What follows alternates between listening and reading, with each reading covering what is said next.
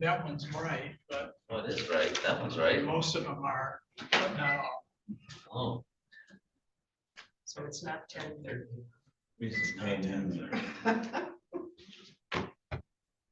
Well, it was last time. They made that his job. Well, it was an hour behind. Yeah. Was it 8:30 rather than? If you go the other way, we might move faster. That's how it was the last meeting. It was, we were an hour ahead and everybody was. I think so, yeah. I think it was behind, but we should have them ahead so that we put that fire under us. Under me, I should say. Wow, no, a muzzle. Very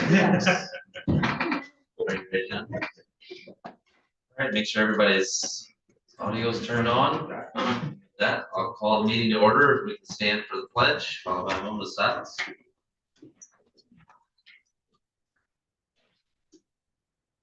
Pledge allegiance to the flag of the United States of America and to the republic for which it stands, one nation, under God, indivisible, with liberty and justice for all.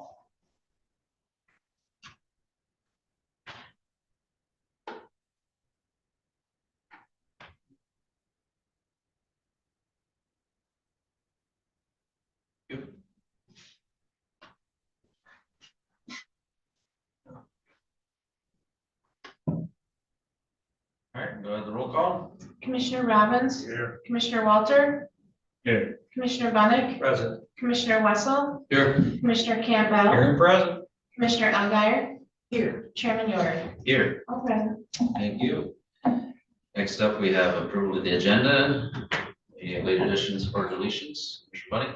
Yeah, I would move to approve the agenda with the deletion of 8E and adding in at 7C, section 8A of the MCL 15.268.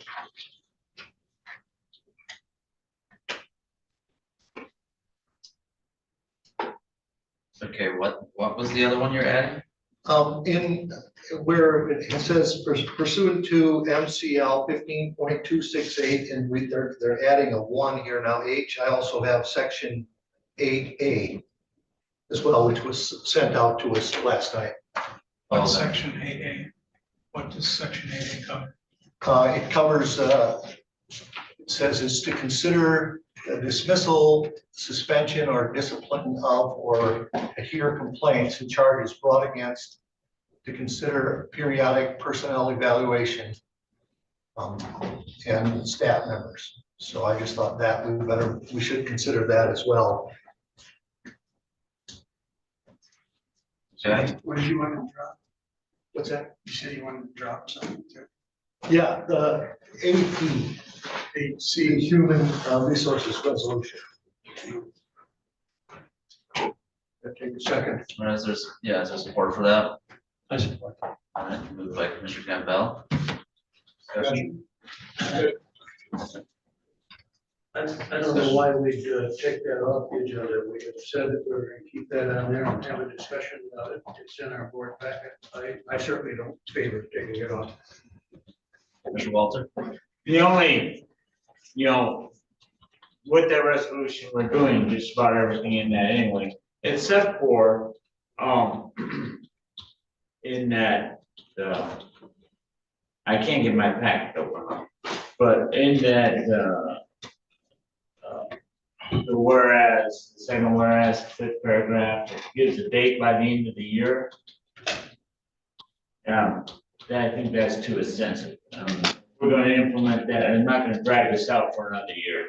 So I'd like that to be a set date in the foreseeable future, say June 1st or. All right, well, we can have that part of discussion if we. But have- I mean, that's the only reason that I would like to put that in there so that if it's in writing, that's what it is. But first. But otherwise, it's just. First, we need it on the agenda. So right now, we have a motion not to have it on the agenda. Commissioner. But I'm Algar? trying to give a reason to keep it on the Oh, agenda. okay. Commissioner Algar? I also want to keep it on the agenda because we started this process $20. I got a new phone. Oh, Judge. 4 or 5 years ago, and I think we need to finish the process. Yeah, this, Mr. Money? Yeah, I mean, all of the things that are on there basically have been implemented. So it's a mute question. This was done 4 years ago, and I don't know why we're bringing it up now again. I mean, it's been completely moved out of the clerk's office. And Point of order, Mr. Chair, we're not to talk about the resolution, we're just talking about the agenda. we're talking about why we should not have it on there. Yeah, that was a motion in a second. You gotta have discussion. Exactly. So there's not, I disagree with that point of order. And we have to have this discussion if we're gonna have it on there or not, because to me, it's mute. It's already completed. So I don't see why we're gonna discuss this. I think we sort of had a policy where resolutions have become political. They also can, and they end up creating more problems than they actually solve. Any other discussion? Campbell? I think it's hard to ignore the thought that this has all been approved previously.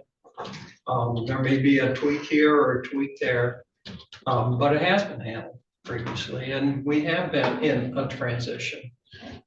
Part of this talks about where documents are going to be. Well, we have a one-person HR department, and we have possibly a two, I read, but really no finance director. And I think you got to get back to why is this on here? And it goes back to this disrespect, if you will, among employees, among department heads, and for the clerk and other elected offices. This is like picking open a scab is what this is all about. We can talk about and I agree with you, the wording in the document, but I think at this stage, we're looking at the intent of the document. And to me, it's about power. It's about,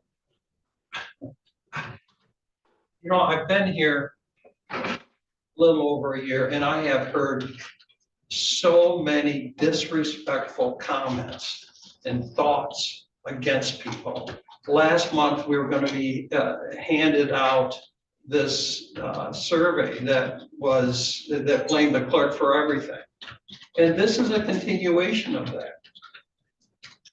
Mahatma Gandhi said, look, if we play an eye for an eye, we all go blind.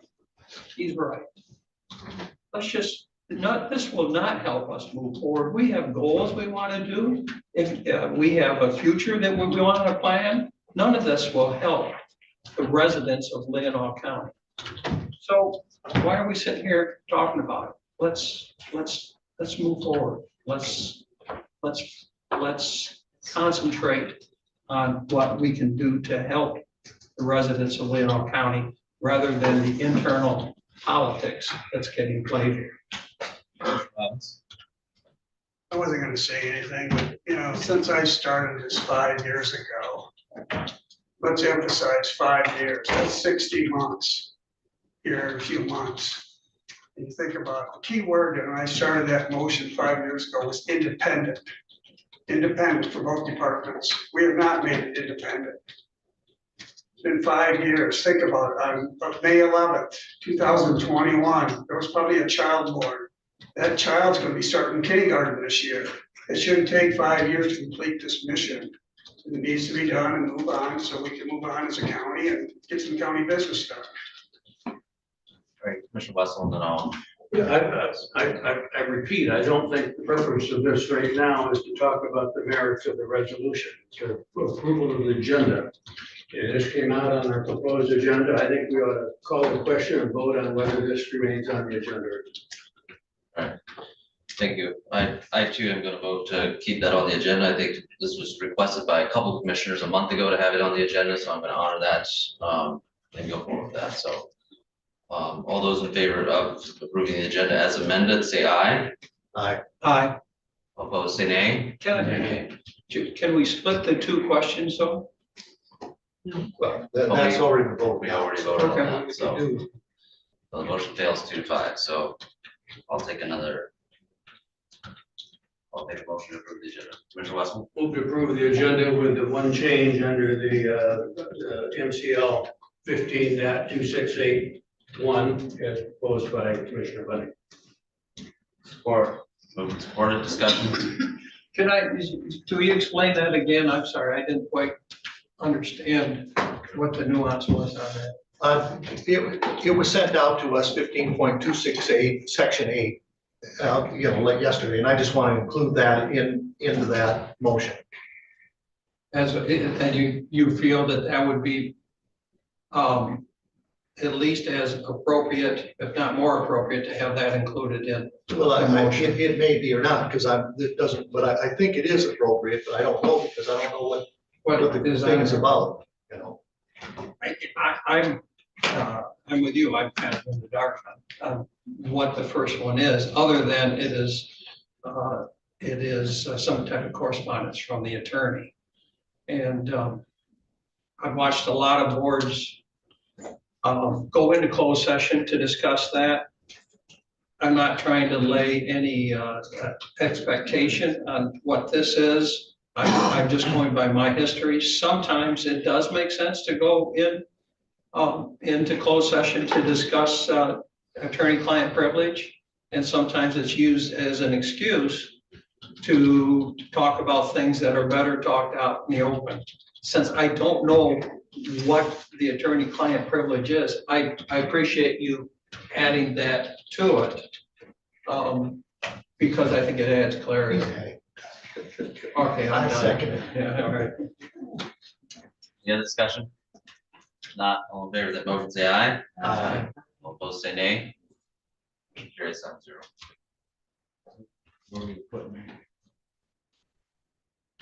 All right, next up, we have declarations of conflicts of interest. Do we have any commissioners that have a conflict of interest with items on the agenda here today? All right, if not, we'll move on to communications. We got an update from our administrator. First, guys. Thank you, Mr. Chair. Just a couple of matters that I wanted to reiterate for the public as well as for commissioners. I just wanted to let them know that we have added a finance accounting clerk, Clara Ellis, to our staff. She actually started yesterday. She's going to be primarily responsible for accounts payable data entry, and she's primarily being trained by Elizabeth Gray, the existing finance clerk. In addition, I have been in conversations with an individual, is not accepted yet, but to act as finance director on an interim basis. If he accepts the offer, he will be starting as early as this coming Tuesday, since we're not open on Monday. And I may have some additional information on that later today. Wanted to remind everyone that the MAC Legislative Conference is coming up on April 27th. I did note some of the things on the agenda are items that we have been addressing, in particular the opioid settlement compliance standards and that sort of thing. So I'm considering attending that conference, and if there are others that are interested, if you would let me know, we can make those arrangements. We have started the process of the cooling tower replacement. We had a meeting with the Spicer Group. Their contract is finalized. We had a meeting with their consultant. I'm hopeful that by at least possibly March, but certainly by April executive meeting, we'll have a proposal regarding the recommended contract specifications, and then contract RFP language that we can start issuing that RFP. That those are the main things that I wanted to bring up, so the public would be aware of, as well as the commission. So if there's any questions, I'd be happy to answer. Questions from our administrator? I just have clarification. Did you say interim finance director? No, I said finance director. Okay, thank you. Any questions? for the administrator? This was, I think, mainly on your report. Yeah, and in your report, you discussed upgrades in the sound system and Yes, such as that. Yes, yeah, that's a good, that is a good one for public consumption as well. I hadn't considered that, but we're looking at that. It's probably something because of the cost, everything that was recommended, the cost could approach $50,000. That would be both audio and visual for people that are hearing what we're saying out in the audience, as well as for the clerk and their meeting minutes process. But it's perhaps something that you might want to consider referring to the building grounds. Well, I might bring that up because at the 2% grant allocations, can't remember what township it was, but anyways, they got about $50,000 to put in a sound and to do exactly what we're talking about. So That might there be may be an opportunity not to dip into our limited funds. Sure. I appreciate the update last night, and I did note that you, on the sound system upgrade, that you thought about referring it to buildings and grounds. I think that's an issue that ought to come to the full board for discussion in a public meeting, so we get public input as well. I think it's well overdue, and I'm glad you're working on that, but I'd rather not have it go to buildings and grounds, but have it come to the whole board, commissioners. Any other questions? Before we leave the topic, just the timeline involved with our 2% calendar. I'm not sure if we're gonna have an opportunity to spend a lot of time talking about it, honestly.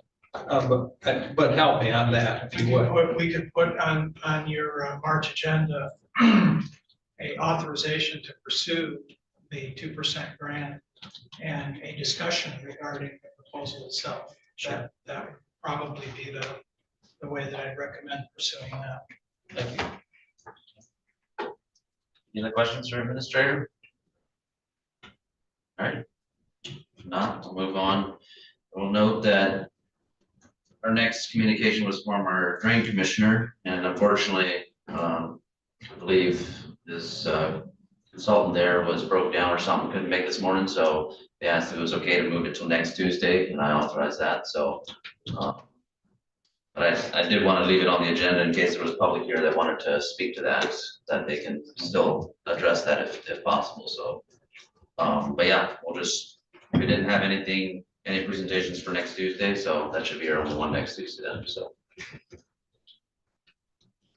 With that, we'll move on to public comments. First, we'll start out with 1 minute general topics of county concern. If anybody wishes to address public comment on that? All right, not, we'll do 3 minutes with anything agenda specific. Yes.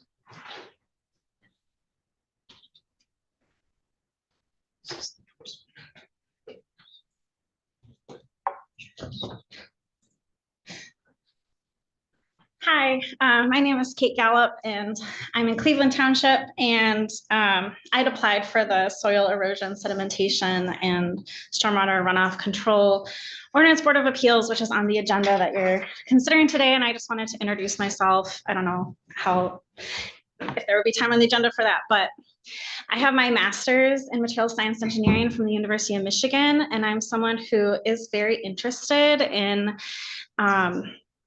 our coastline, the movement of the water, and my master's project actually was on the movement of sand-like materials and how they flow. And so I feel like I'd be a perfect fit for this position. I'm also someone very interested in learning more about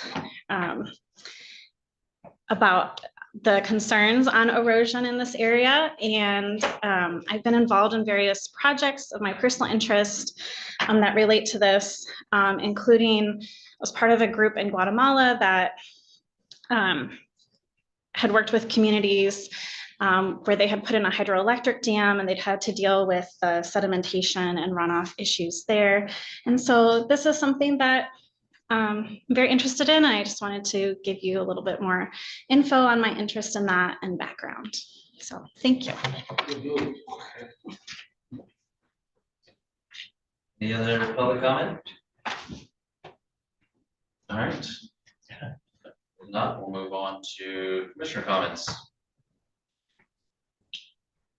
Commissioner comments? Commissioner Ross?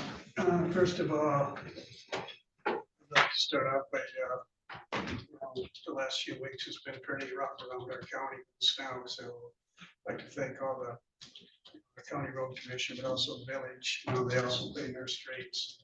And our law enforcement for what they had to do during those storms and that too, but also, sometimes we forget our employees have to get up early in the morning and some of them travel distance and they still showed up for work, so we have to think of them too. Another thing too, I noticed, I'd like to thank our undersheriff on his press release here a week ago. He did an excellent job while the sheriff was out of town. Kudos to him. One more thing I want to add is the young lady out in the audience that she played a large part in me being here in this chair, and she has started a group that's called Common Ground, and it meets actually meets tomorrow night at the Friendship Hall, and she's trying to she's working her tail off, but she's trying to bring this county together, both sides, and find a common ground here so we're not fighting all the time. Trying to learn how to that's okay to disagree and still be friends. So that's Sam out there. So I'd like to thank her for her efforts. Comments, Mr. Russell? As long as we're giving kudos to big people, we all read the ticker last week, but Commissioner Robbins is now maintenance department for the truck trail. And he did plow the trails when their machine broke down. Thank you.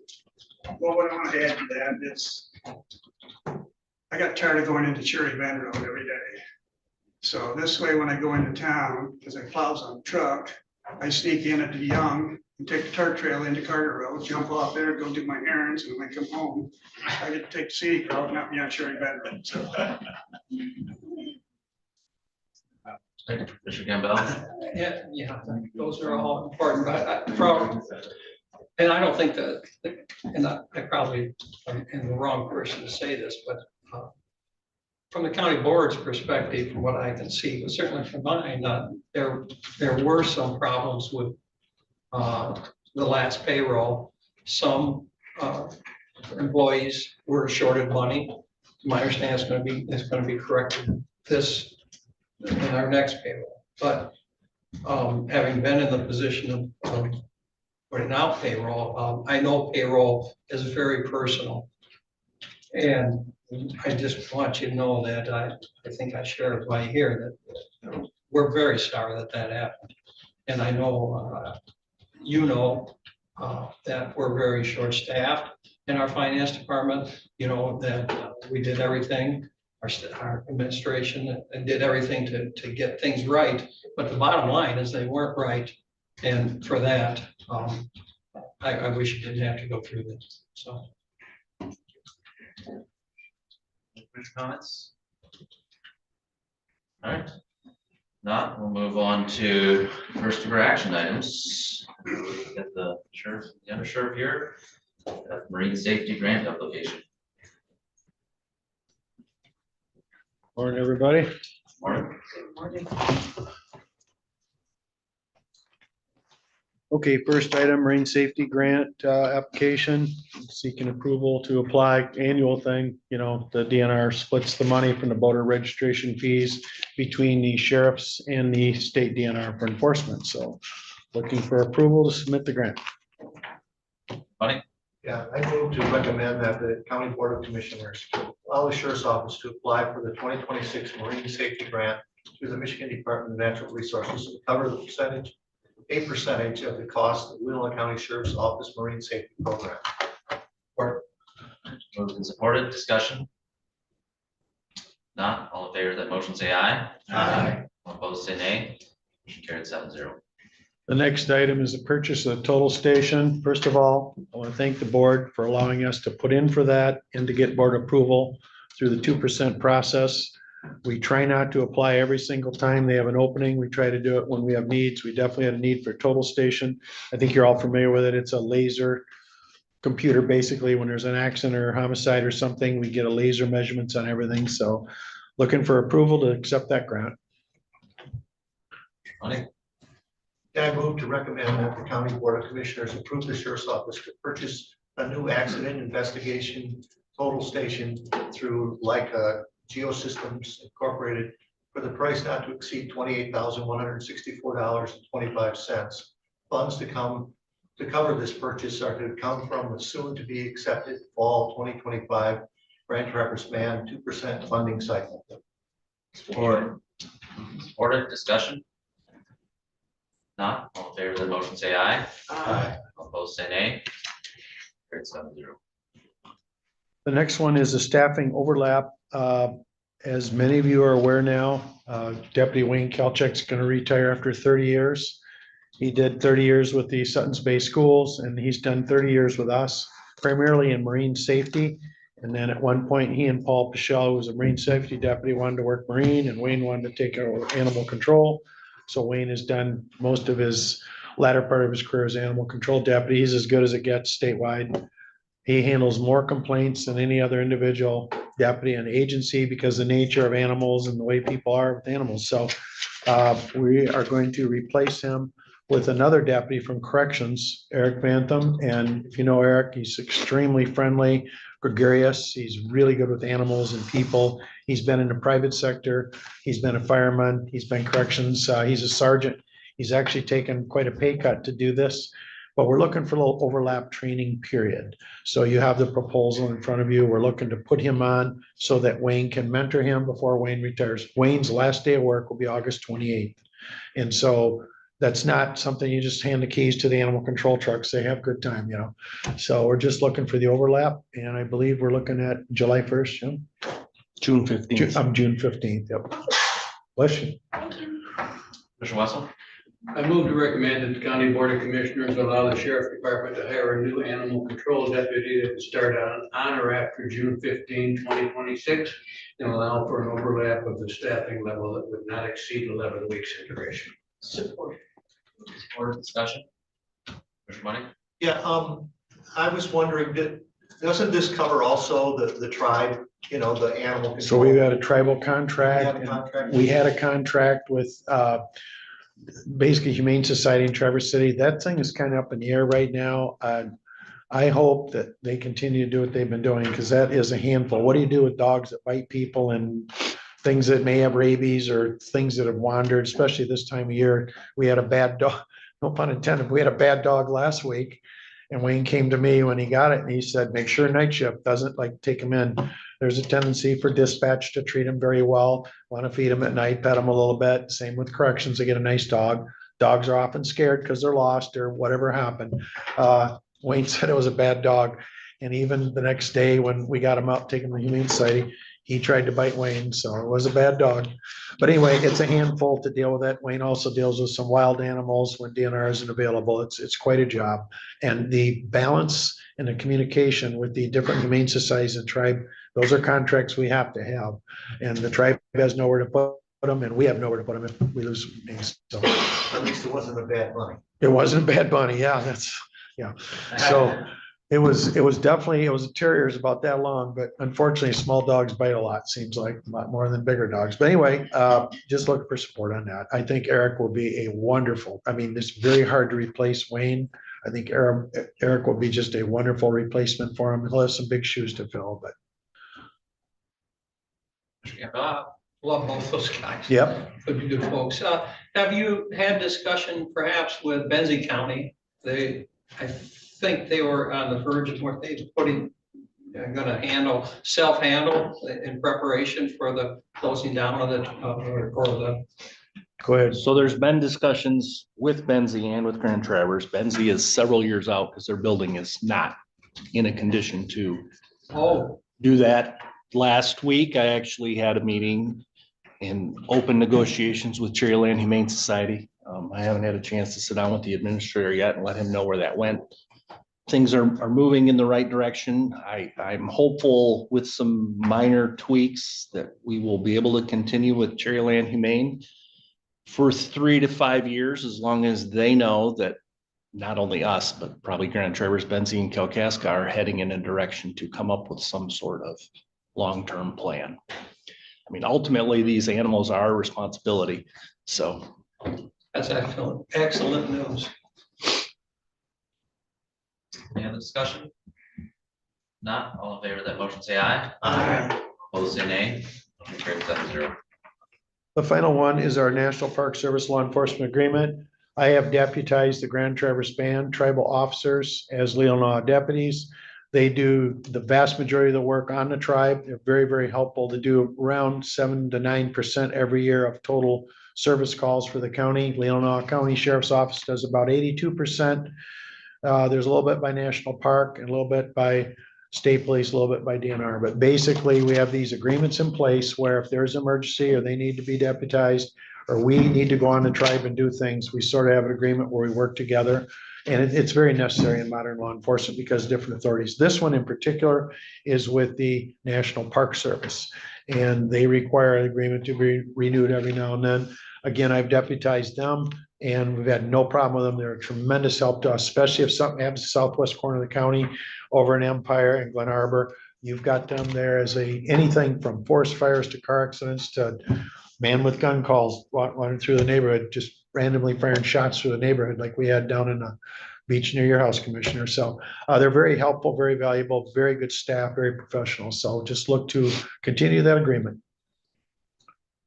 Elgar, I move to recommend that the County Board of Commissioners approve the Law Enforcement Services Agreement between the Leelanau County Sheriff's Office and the National Park Service, United States Department of the Interior, acting through the Superintendent of Sleepy Bear Dunes National Lakeshore as presented, and allow the sheriff and the board chairperson to sign the agreement. discussion, Commissioner Campbell.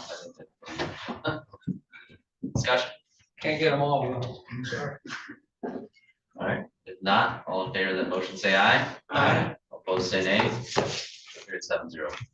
Thank you. Is there anything else you needed me for? I want to make a comment to both of you. My wife comes into the jail on Tuesdays to do the reading. She just raves about your correction staff. That's great. They're welcoming, they treat the prisoners well, and that's a highlight of her week, not being in your jail, but. Being a good side of the jail.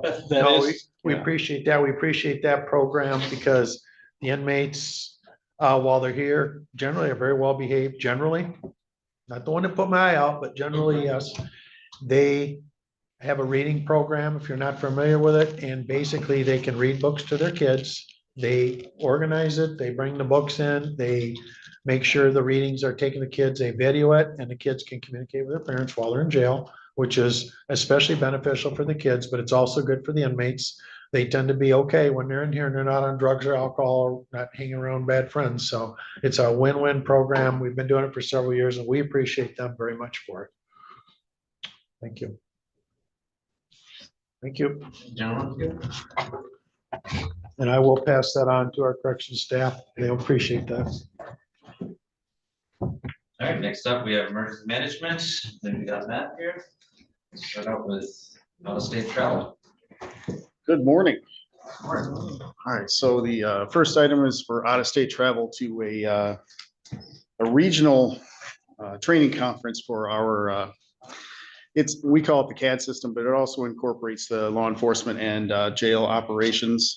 It's our database is what it is. The board approved us to go to the same kind of conference last year at Notre Dame Academy, Notre Dame University at their library.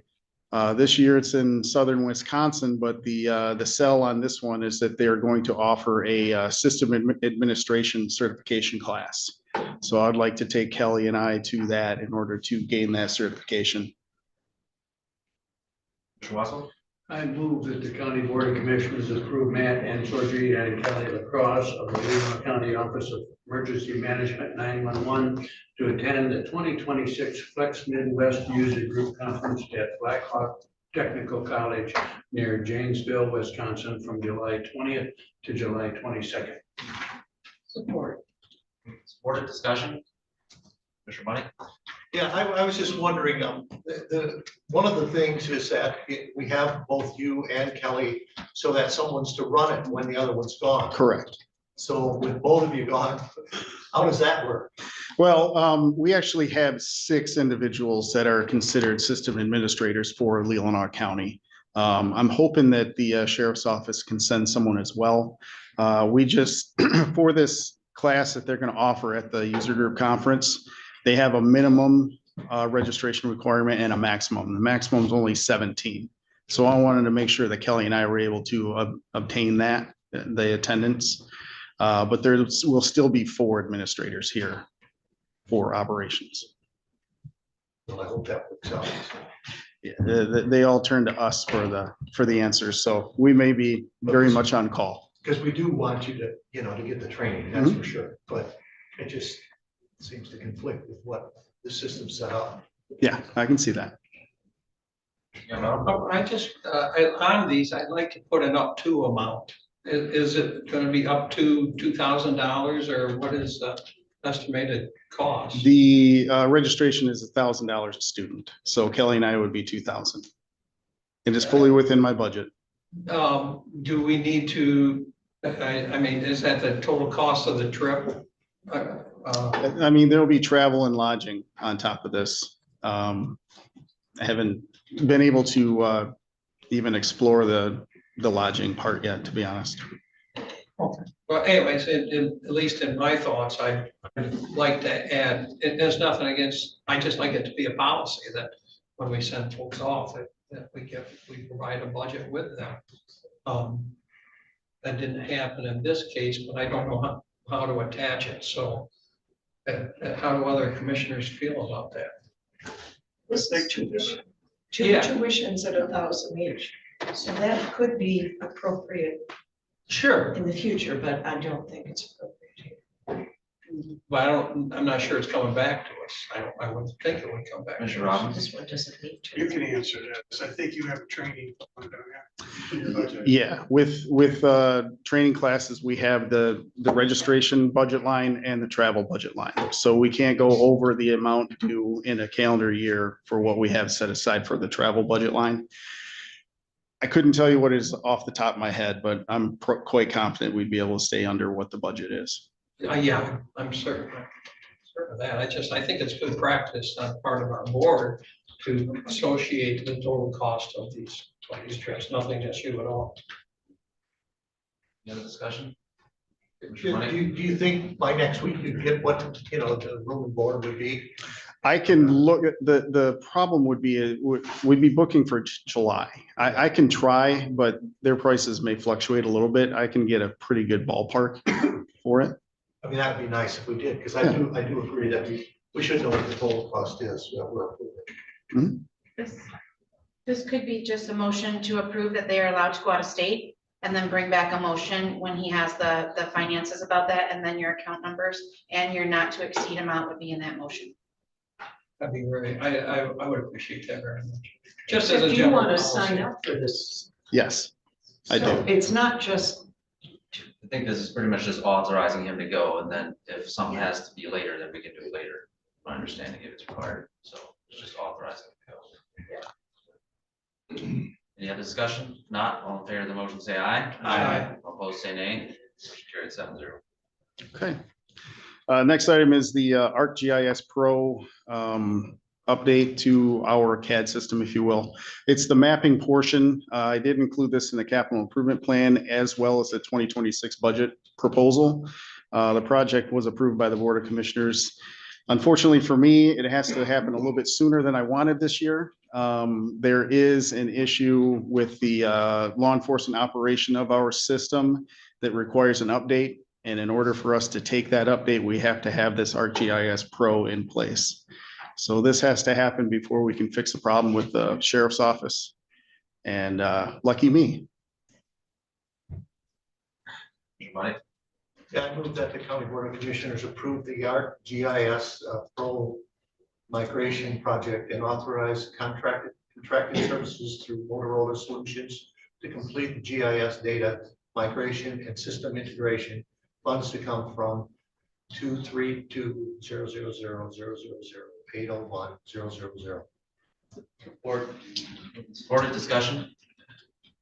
Not, all in favor of the motion, say aye. Aye. Opposed, say nay. Have fun. Carried 7-0. Yeah, I'm less familiar with the GIS side of it too, so it should be very, very educational. Yeah. The last item is kind of continuation from the sheriff's National Park Service. We have a contract in place with them and for dispatch services. So we need to enter into a general agreement with the Park Service as well. We've been doing this since, before I hired in as a dispatcher. They are, they're more help than they are hindrance for our operation. We're very happy to be able to work with them on this. So I appreciate the board continuing this. I move that the County Board of Commissioners allow the County Board Chair and Director of Emergency Management / 911 to sign a general agreement with the Sleeping Bear Dunes National Lakeshore to continue professional services currently being performed between the Leelanau County Dispatch Center and the National Park Service pending review of legal counsel. Support. Moved and supported, discussion? Not, all in favor of the motion, say aye. Aye. Opposed, say nay. Motion carried 7-0. Thank you very much. Matt. Appreciate it. Matt, just that in an earlier, and I just have this from my notes, that the sheriff's address in one of those contracts was 201 Chandler Street. Probably been picked up. So Yeah. just take a look at that. I'll make sure that that's accurate Okay, thank you. before we sign it. Yeah, yeah, sometimes that happens. One more question. I don't want to put you on the spot. It's okay. As a rule, your department usually returns money at the end of the year. You don't spend it all, do you? Out of all of my budgets, I think the 232 comes the closest to hitting the maximum. The 518, the tower fund, always comes very close, but I think that we have some wiggle room in there. The 426 usually turns up money back in for sure. That point was the one get across that we trust you as a minister. Oh, I appreciate that. Yeah, I do try to stay for those budget lines to keep them all under, but some of it's real tough. Keep up the good work. Appreciate it. Thank you. Matt. Next up, we got equalization. Hey, good morning.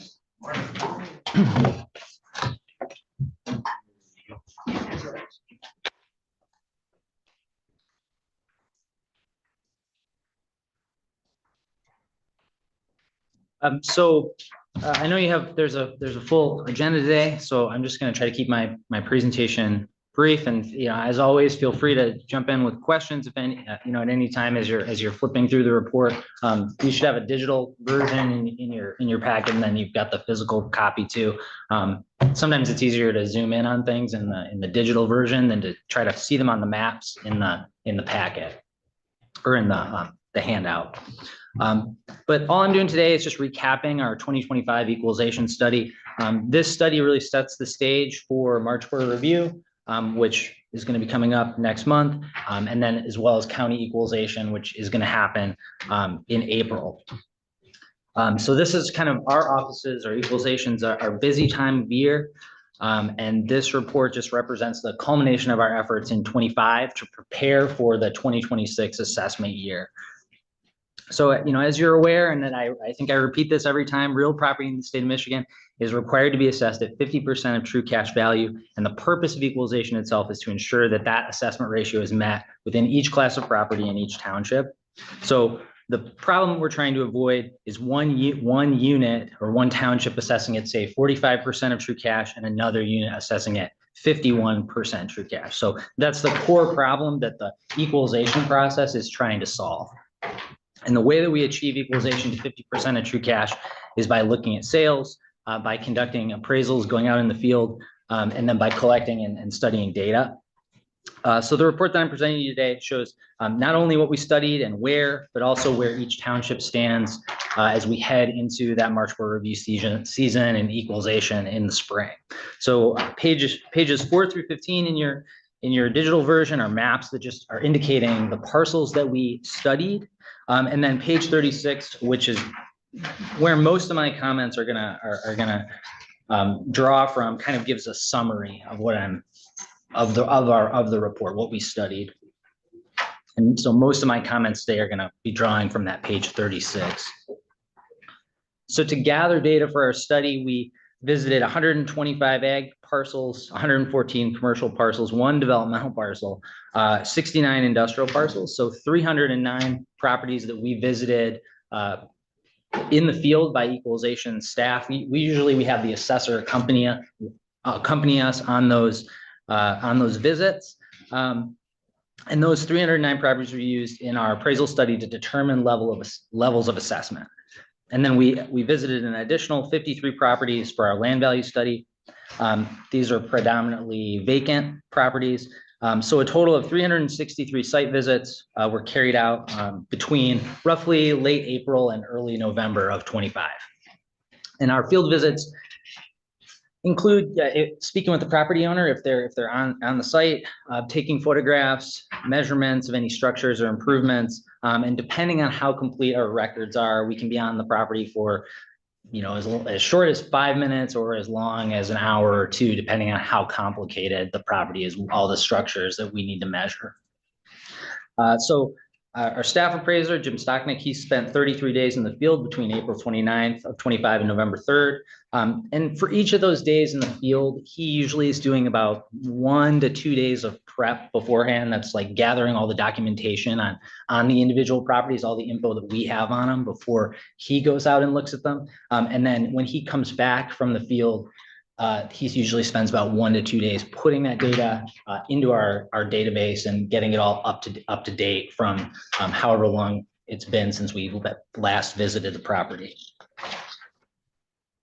So in the case of the residential class, we conduct an appraisal study a sales study as opposed to an appraisal study. So we studied 1,098 parcels. That's 5.1% of all the total residential properties in the county.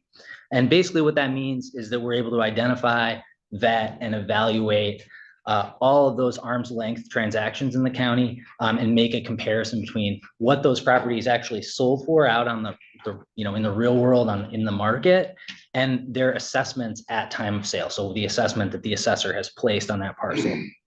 So in total, both appraisals and parcels that we looked at in a sales study, we studied a little bit over 1,400 parcels. So 5.9% of the county's real property we looked at.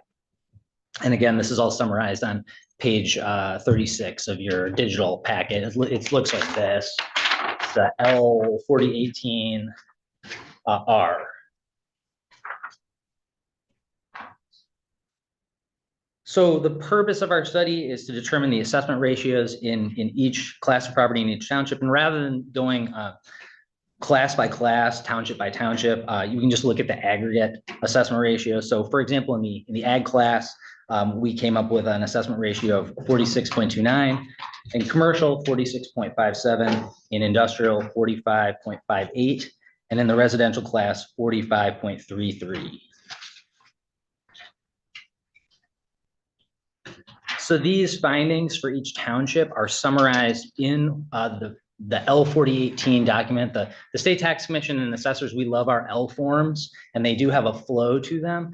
The L4018, I like to refer to as the homework assignment that we sort of pass to the assessors. So we do our study and determine an assessment ratio, and then we pass that to the assessors. And that basically tells them the adjustments that they need to make to their assessments in their unit to account for increases or decreases in market to arrive at that 50% of true cash value figure for each class. So if any unit fails to meet that 50% assessment ratio, the Board of Commissioners can impose an equalization factor at county equalization. So if somebody says, I'm not equalizing, I'm going to stay at 47% for whatever reason, the county imposes a factor that shifts, that essentially adds value to that class to get them between 49 and 50 in that whatever class that is in whichever unit. And so that is the equalization process. And so that's the board's statutory responsibility. So when we equalize, the board does that. So you're putting your names on that form. So what should taxpayers in the county expect moving forward? So in the next few days, assessment notices are going to be arriving in mailboxes. And these just provide the taxpayer with the first glimpse of their tentative assessed and taxable value of their property for 2026. The Department of Treasury identified the inflation rate multiplier, which is pegged to the rate of inflation and sets that maximum amount that taxable values can increase. This year it was the multiplier is 1.027, so 2.7%. That's coming down. So I know there was much talk in previous years where we hit that 5% cap. That was the maximum amount that taxable values could increase. Last year was 3.1%, and now this year we're down to 2.7%. So hopefully that is going to provide some relief to taxpayers. Hopefully they'll feel a little bit better when they get those assessment notices in the mail. You're saying that increasing it by 2.7% is giving them relief? Well, compared to 5%. So increase is not relief though. Well, hopefully they'll feel better than hitting that 5% cap year after year, which they hit twice. Right. Yeah. Being facetious of it. So, I mean, but that is the purpose. That is the purpose of Headley. The purpose of Headley is to make sure that, we had a year where we had 7.9% inflation, and Headley made sure that that didn't happen. That wasn't what was imposed on the taxpayer. They had a maximum of 5%, which of course, that was twice that happened. That's the only time that has happened since Proposal A passed in 1994. So that was for basically everyone in the state of Michigan, that was a new thing. And I think obviously, as we know, taxpayers didn't like to see that 5% number. So it's good that we're now returning, hopefully, to a more normal amount of inflation, which I think historically has hovered right around 1.9 to 2%. So 2.7% could be better, right? But we're headed in the right direction. We're headed down. Once those taxpayers receive their assessment notices, they will then have the opportunity to go to their March quarter review if there's an error or if they want to dispute the assessment that's set by the assessor. And those will begin on March 9th. So, in about a month. So after March quarter review, we'll be back, or we all will be back here on April 14th for the statutory county equalization session. So again, that's when the Board of Commissioners will be asked to certify the equalization report, which will set the county's equalized values. Hopefully no factors. It's always my goal to not have any units that require factors. And we're working really hard getting databases from assessors and doing our audits to make sure that they don't have factors. But again, while the sort of all the reporting and the day-to-day management of equalization is carried out in my office and by my staff, it's really the responsibility of the county board as far as equalization. That's what you carry out. So that's why I like to provide this to you so that you can see exactly what is going on, so that you can have full responsibility for that process, because that is the the General Property Tax Act says this is the board's responsibility. So in any case, the report you have in front of you, it's just presented to demonstrate the work that we've done in preparation for county equalization. And with that, I'll just wrap up and ask if there are any questions.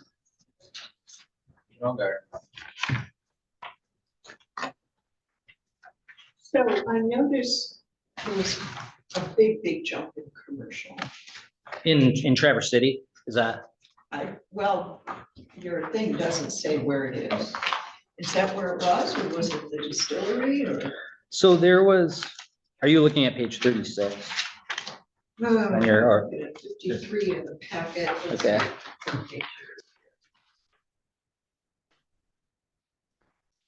see here. These don't have pages. No, there's no page number. Oh, I'm sorry about that. Yeah, that is just Traverse City based on page. Okay, so essentially what happened in Traverse City was that I think they had like a 50% jump in their assessments just in that one unit. And the reason for that is basically because Morgan Farms, if you've driven through there, there's all those new apartment buildings. So I think that they added something like $45 million worth of value to their roll. All that value came on in 2025. So that was just a huge increase because of the fact that they had, that's a fairly small unit. There's only about 430 parcels in the so-called annex. And so when you add $45 million worth of value in that small of an area, it makes the increase look just enormous. But that's all from new construction. And the Cleveland jump, is that by chance Sugarloaf? You know what, that's a good question. I don't know that I've seen that sale yet. I don't know that the Conservancy has made that purchase yet. I don't know that I've seen the deed come across my desk yet, but that is, I can check. It's a big jump, okay. Big jump. It's just- Thank you. Russell? I got it. I don't have a question. No. I had one, but I thought about my question. I think I know the answer. I'll take it on with Andrew later. Mr. Campbell? I think, at least for I want to make sure residents know that when you're talking about factors and you're talking about large numbers, like some of these were very big factors that I don't recall seeing before. But anyways, what we're talking about are in state equalized values or assessed values, not the values that our taxpayers Correct. are paying money to the effect that it will increase their property taxes. Right, correct. So this time of year, this is always the time of year where people get those assessment notices and they see that increase in their assessed value and they immediately get on the phone and they call me. And this can be anyone from the general public actually calling my office to like my father-in-law calling and like being like, why did my assessment go up so much? And my response, maybe more to my father-in-law than like a taxpayer, I can be a little bit more glib with my father-in-law, is like, congratulations, the asset that you own is now worth more. So if you own a piece of property, generally speaking, I would say you want to see that asset be valued at a higher number, but that is just your assessment, not your taxable value. So your taxable value can only increase at that rate of inflation, that 2.7%, like we talked about. And that 2.7 is better than 5. It's not as good as 1, but yeah, so there's a difference between that assessed value and the taxable value. And I thoroughly appreciate your way you're spending time, because I know you do, with anyone who walks in that door to explain a very complex system. As I look at all the numbers that were presented, the one that that might perhaps affects us the most is that annual inflation rate. Correct. Placed in of 2.7, and this may not, I know you and I understand the reasoning makes sense. You kind of draw a line between what you do and the effect that it has on what we do as far as how much money is taken in. But that 2.7%, Jim, was that in the range or close to what we as a board were looking at as far, how does that affect our property tax income as budgeted? Was that pretty close to what number did you use for that? We didn't really use a inflation factor. We used the factor that based upon the taxable value, actual taxable value growth. What that, because that has a larger impact on our revenues than what that individual impact on an individual property owner. So that we focus more on the aggregate amount of the total taxable value and how the trend of that increasing. And that really is impacted by uncappings and sales more than Correct. anything And else. new construction. Yeah. Right. Uncapping sales and new constructions. And that's really what drives our, and what our, just a review of the historical data showed that over a 10-year period, we were experiencing a 5.5%, roughly 5.5% annualized compounded growth in the property tax, the taxable value that the millage rate would be applied to. So I had a sense that there was going to be, that this question was going to come up. So, I mean, basically with 2.7% increase, we can basically take our previous year's taxable value and multiply it against that 2.7%. Right. And that's going to give us like, you know, what taxable value increase we are going to see. I mean, that's basically locked in because nobody can avoid that 2.7%. So if we take that, and we don't know what the millage rates are going to be in this upcoming year, because we haven't taken into account loss and additions and the millage reduction fraction and all the fun math that I get to do. But I mean, roughly what we're looking at, if we look at the millage rate, the county's operating millage rate from last year, and we apply it against like that 2.7% increase, is we're looking at about a $369,000 increase just from that 2.7% from last year. But that doesn't account for all of the new construction and things like that are happening. So, Right. correct. Well, my point was that we had increases of 5%, 3.1%. And if you're doing I think it'd be fine, but if you're doing a 10-year study, that includes those numbers, which are higher than what this number is. So it's way too early to speculate. And I understand that, you used a formula and math and what about it in a logical way. My question was just if as this goes down, I don't have a question, just as this goes down, we're gonna have to take that into effect. And I'm sure you will. There's no doubt, but when you look at some of the other data in Andrew's report, and you see that the number of residential sales and the number of sales that were in excess of 7 figures, those are typically uncappings that have a much more significant impact than the inflation rate does on the revenue that we generate through general property taxes. Thank you. One thing that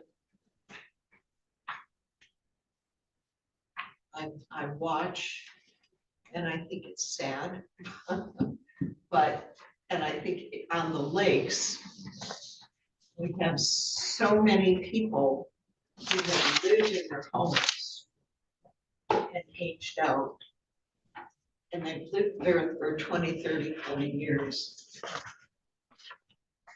The value of the properties on the lakes is getting astronomical. And you're having someone's home sell for $1.5 million.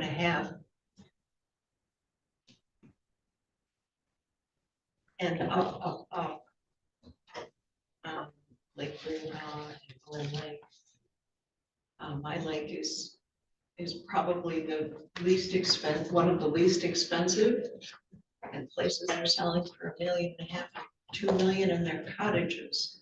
So not only are they uncapped, but they're also not homesteaded anymore. So the taxes are going way up. So I see that happening more and more and more. There are fewer and fewer full-time residents. Yeah, I mean, obviously the tax base, obviously in Leelanau County, everyone wants to live here. The tax base continues to expand, but then of course, then we have questions about all the sorts of things that you all luckily have to deal with, questions of housing and equity and those kind of things. So most of the people I know are very aware they could not move back into their house. Well, this is why I'm glad that I'm just the numbers guy. Just stick with the numbers. I don't have to deal with the issues that you have to deal with. So. but like I said, my office is always open to you. Feel free, anytime, we're always there.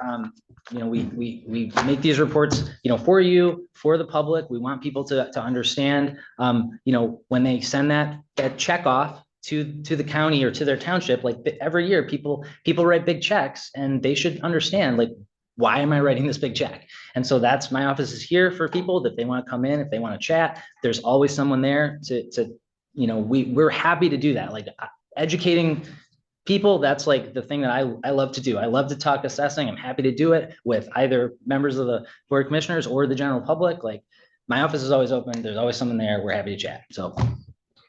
Okay. I do have a question, and I wasn't sure how to say it before, but the multiplier for Cleveland Township is the highest in most categories, I think. Does that suggest that properties in Cleveland Township have been the most,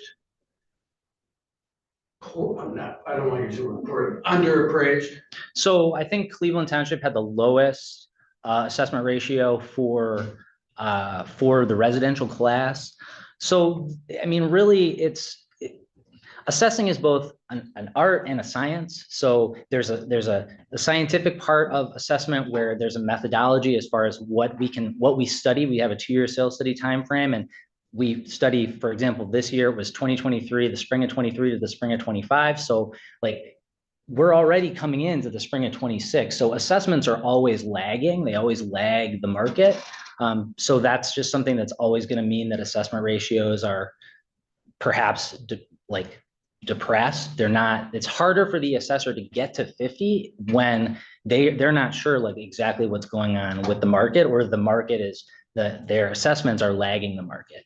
And then the other thing is that the assessors are doing, they're not doing like what you'd think of as like traditional appraisal work. So when you're selling your house and you need to have an appraiser come in, to guarantee a loan or something like that, or if you're a buyer and the bank wants to know, what the value of the loan is, they'll have an appraiser come out, and that appraiser is going to look at every single thing in that home. They're going to look at your granite countertops. They're going to look at every single factor. Well, the assessors aren't doing that. The assessors are doing computer-aided mass appraisal. So it's very easy for an assessor to figure out what a ranch with a detached garage is worth, but it's much more difficult for an assessor to determine what some mansion that has a 5-stall garage and granite countertops and geothermal heat and all sorts of those kind of fancy things. That's very difficult to price within the software that we have for computer-aided mass appraisal. So the combination of those two things can lead to assessment ratios being low because there could just be a lack of info. Same thing with like if I renovate my entire basement and I just do it myself and I never pull a permit and then I flip my house, the assessor doesn't know that I put $100,000 into doing all these renovations. And so when I sell it for $500,000 and the assessor has got it at $400,000 true cash, it's going to have a low assessment ratio because they just don't have a perfect insight into like all the things that I've done. So I know that was a long answer. So let me just address, I was looking at the high rates in Cleveland too. Cleveland Township is 40% national park. There really aren't that many. We have one of the lowest populations. And truly, people are getting old and moving off the lakes, and the houses are just going for astronomical numbers compared to what they've been for years and years and years. So I think it's just I just think that's just a factor. Also, the Cleveland Zoning Board of Appeals, I've looked at their numbers for years. Everybody, all the other zoning boards of appeals, people will go and they'll grant some, movement on their appraisal. Cleveland Zoning Board of Appeals does no changes. If you go to Cleveland Board of Zoning Appeals, you're not gonna have any luck. They're totally inflexible. Just FYI. Thank you. Anybody else have any questions for Andrew? All right. thank you. What do you ever wanted to know about Cleveland?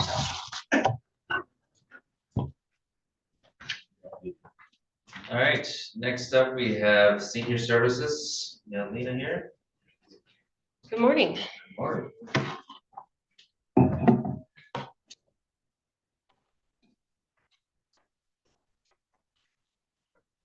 All right, the first one is I'm seeking approval to travel out of state to attend the American Society on Aging Conference that's held in Atlanta, Georgia this year. I attended last year in Orlando, and it was a wealth of information and knowledge and advocacy issues that I can help our aging population and continue to grow our services.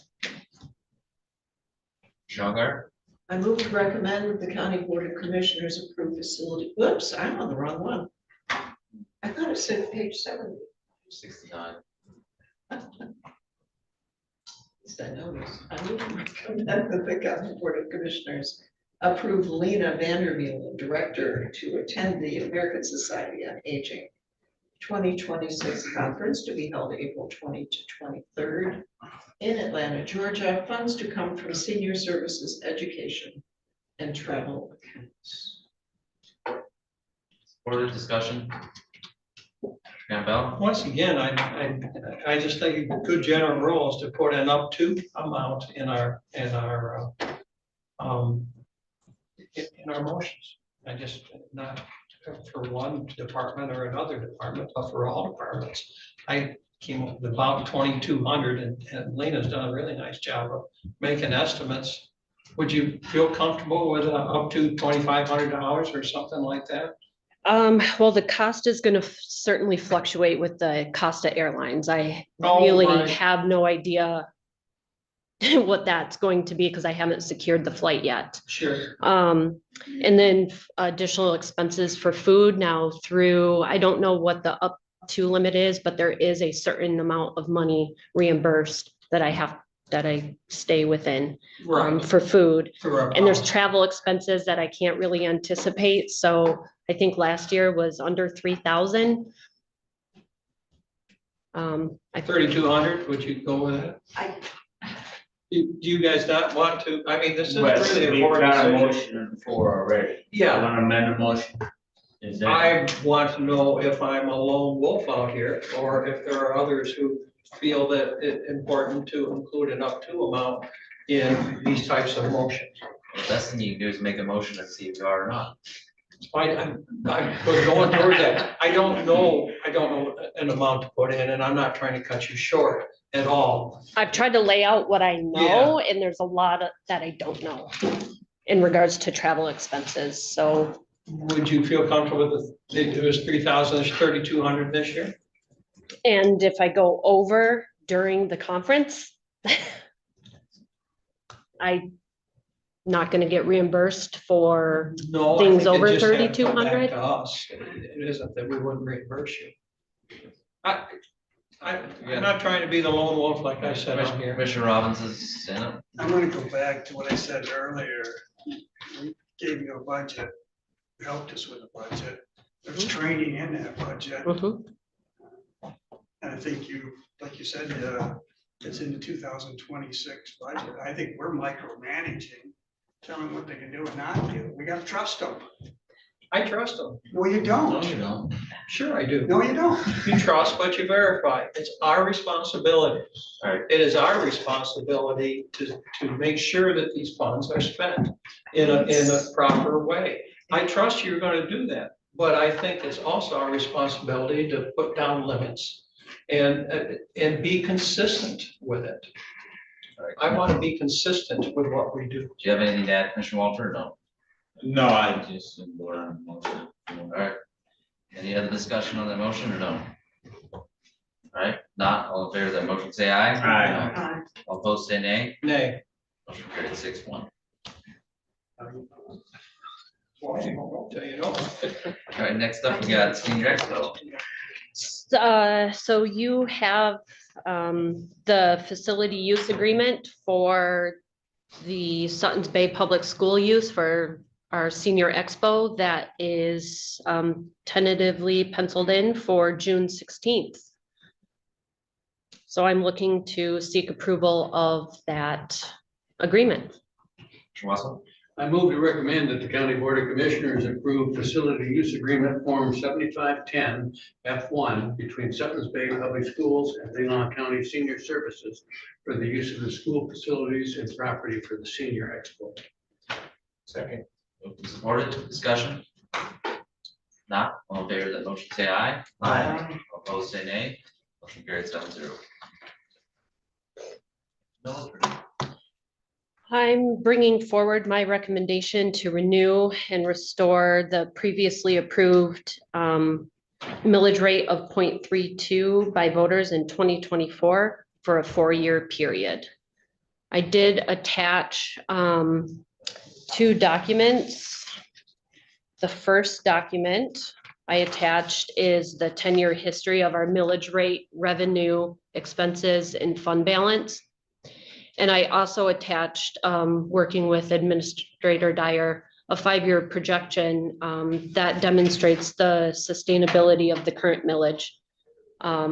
Those projections are simply intended to support the discussion around the millage renewal and the timing, rather than to predict the exact outcomes.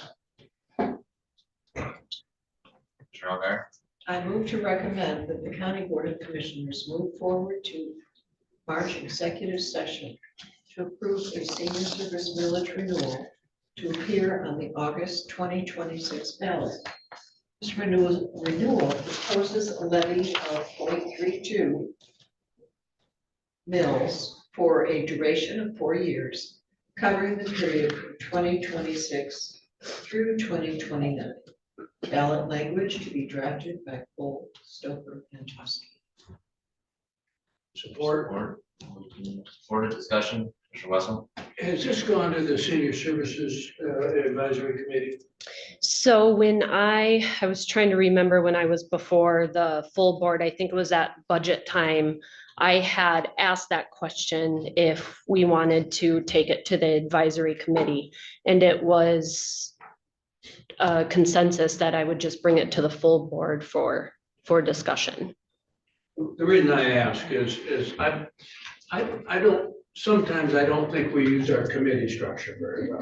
And I support the millage but I think I would feel better if it came here and say, the Senior Services Committee and the Administrator and the Department Head reviewed the expenses, reviewed the income, and this is our recommendation, rather than coming to the board without that homework being done for future. Absolutely. And we still have time to do so if needed. So. Yeah, we're not proposing that this be on the February full board meeting, but it would come back to you. The resolution from Coastal Toski would come to you in the March meeting, and that'll be plenty of time to get it on the ballot by, I believe, the deadline. May 12th. Commissioner Money. Yeah, my only concern is that, you know, according to 2024, they had a $647,000 excess funds. So with that much in there as excess, is there a chance that we could lower it but to 3.15 or something like that? If we don't have to go the full 3.2. What number were you looking at? What year? 24? 2024, because I don't have the number for 2025 what the balance was. But I believe it's around 500,000 or more. The 647? That was Yes. 24. For 2024. Yeah. I mean, we're roughly averaging about 50% of our budget. So if it doesn't pass 1 year, then we have 6 months of funds to sustain our program for half a year. We really haven't, this year, I don't have the final numbers where we're going to come in for 2025. I'm anticipating we're gonna start this year about $780,000 in our fund balance, which again is approximately 50%. Yeah. I mean, I guess that's what I'm looking at is that I'm not afraid that this isn't gonna pass. I mean, it's got over 70% every time. So I'm just saying that we could give relief a little bit, rather than have $1 million in the bank, you know, we could use some of that over the next 4-year period. I guess So that's we've my- used it over the last 3 years. I see that, yes. This year I anticipate to have a surplus. Right. Yeah, if you're saying it's gonna be 700,000 this year, then there has been, you know, at least a $50,000 surplus. To me, that's overtaxing the people. When we create surpluses of that amount, then we're, you know, we could lower it. And I'm not asking a lot, I'm just saying, you know, 5,000, so, you know, percent or something like that. So I think over a 4-year period, we are going to be utilizing some of the fund balance, depending where we end. So, I mean, that's totally up to all of you, where you want that fund balance to be. And just 2 points. Remember, this is the rate you're asking voters to approve. You will have the authority to reduce that below that if you see fit during your final millage approvals. The second point is, it's my recommendation for specifically tax funded programs like this, that you have about a 50% fund balance, so you can be in a position that if, for example, it doesn't pass, you're in a position to reevaluate and resubmit to the electorate over that 6-month period, where you'd be using your fund balance rather than new taxes to determine whether that program could be reevaluated by the voters and re-voted favorably. That's for those kind of programs, that would be my recommendation as administrator, to have that kind of fund balance during the, particularly when you're only approving it for a 4-year renewal. This is not like a library where you have some libraries that have voted millages that are in perpetuity and last forever. So you're not asking that, you're just asking for a 4-year period of time where you can adjust if you see fit, given if the fund balance did reach $1 million or more, you very likely want to do that. Reduce the amount.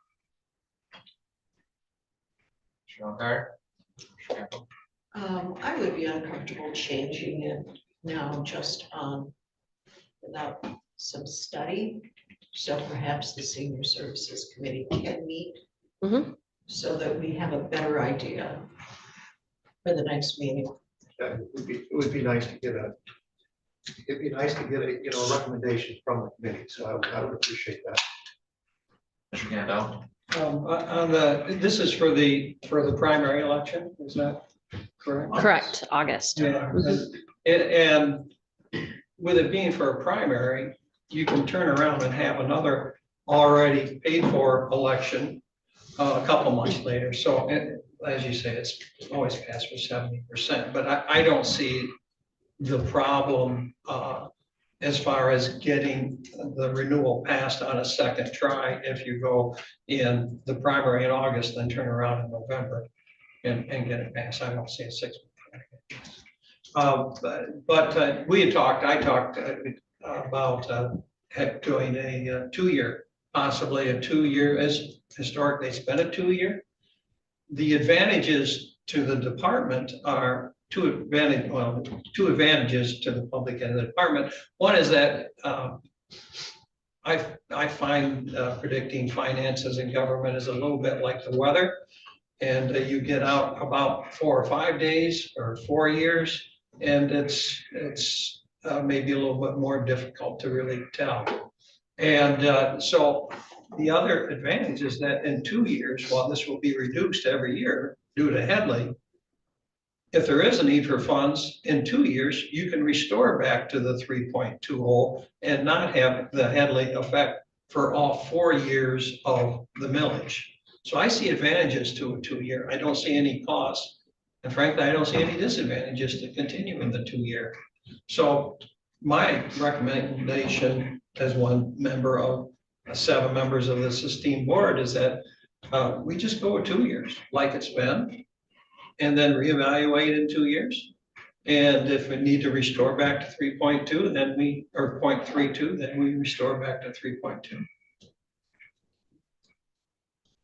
All right, so the sentiment I'm getting here is to possibly move it to the committee to discuss that. Is that something that this board would be open with? And then they could take the comments that were taken here with a recommendation to the full board here for consideration. But in order to do that, we need to rescind this motion, I guess, to do that. I would favor that. You need to rescind the Oh, you motion. wouldn't make sure. You're actually Oh, asking. The motion fails. Go to, you Oh, okay. ask this to go to March. You're not asking it to be. Oh, okay, and prior to that, the committee could meet. Oh, okay. Yeah, when I read this, Okay, there's no reason to rescind this because we're making the decision. in all right, March. so yeah, we can continue with this, but then have the committee meet with a recommendation for us in March, then, I guess. Just one question, if that happens, does this motion as it's written come back to us in March? Because I mean, if we're really looking at having more of a clean slate, it doesn't really make sense to start with the wording of this. Am I No, wrong? Am I right, correct? all you're really doing is setting a date when you're going to consider a motion to approve the village. Not That would this be in motion. March, correct. Okay, thank you. Would not be this motion coming back to you necessarily. Appreciate it. All right, any other discussion? If not, all in favor of the motion, say aye. Aye. All opposed, say nay. Motion carried 7-0. Okay. And the last one is, I just want to give an update on the senior produce program. So we had a meeting with the state of Michigan in regards to the senior project Fresh, which if you recall, the senior produce program will kind of be a millage funded program that we can help support our seniors to get fresh produce on their tables. So the state of Michigan had put in a lot of different barriers in regards to the senior project Fresh. Electronic applications, electronic QR codes to spend at farmers market. It was a nightmare. We dropped from 60 some participants in 2024 to 23 participants in 2025 through the Senior Project Fresh state program. So that's a significant drop, and a lot of our seniors who can't navigate the electronic system didn't get fresh produce. So in the 26 budget, you did approve the senior produce program. And I am looking for some direction and a recommendation, I guess, in regards to who you would prefer to sign off on the agreement. There's going to be 2 different agreements. The first one is going to be for the market coordinators and the farmers themselves. So they will have an agreement amongst themselves to participate in our program. That is not an agreement with Leelanau County. The second agreement is going to be in place between Leelanau County and the farmers themselves and or the market coordinator themselves. So I'm looking for some direction on who would like to sign off on that agreement. Just as discussion only, I'll bring it back next month. Should we talk about this in the committee? We certainly can. So we have more information.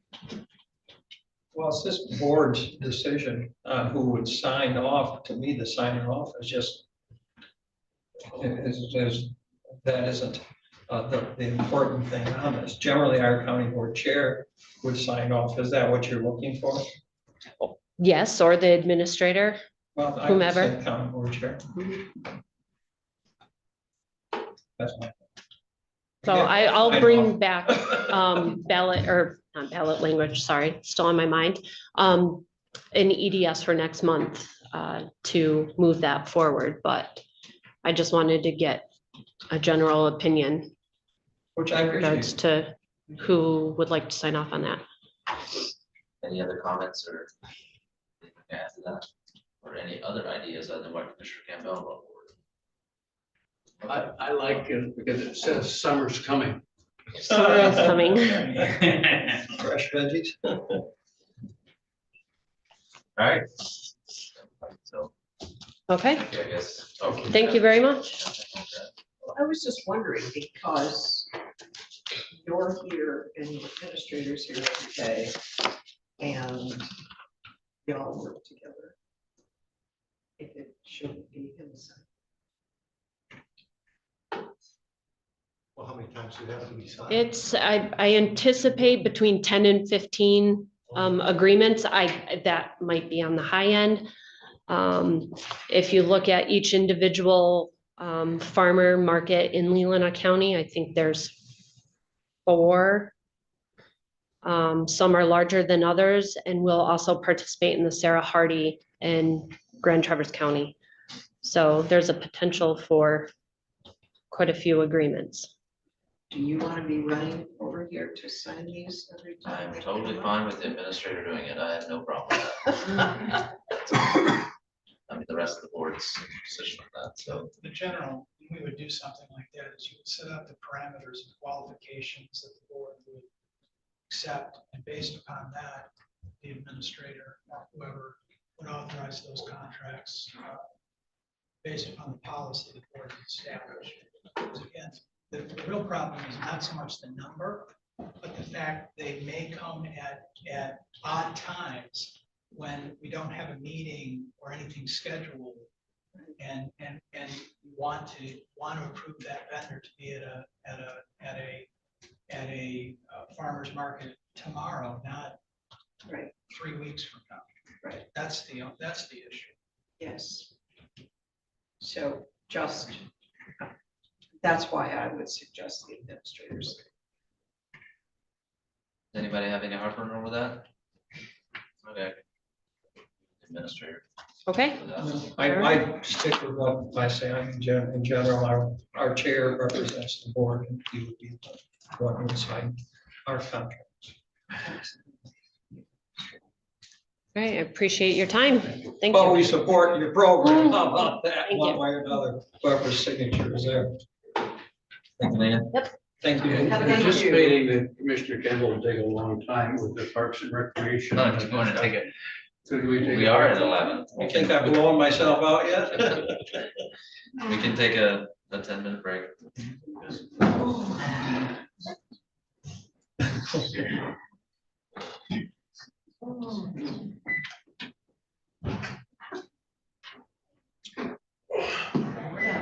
All right. I got it. Sometimes the crime is not right. I know, I was.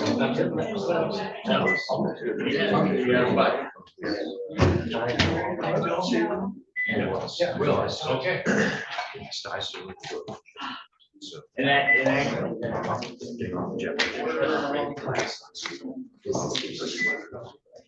What an awesome, I forgot to, in the one document that Lena provided us, why it looks so negative. You know, the one of the 3 things, Yeah. because other funds were not included in it. And other funds in the original document had contributed $100,000 in the last fiscal. What are other funds? What are other funds? You know, I don't really know, but I think it's like 2% grants, it's grant funded money, so that looks so stark because, and maybe I'll talk to Lena and say, just write a number down. We've never had less than $74,000 in other funds. Taxpayer But funded his college. it did give me pause to see that, like, oh, geez, we're going way in the hole, but. And maybe she's saying, Yeah.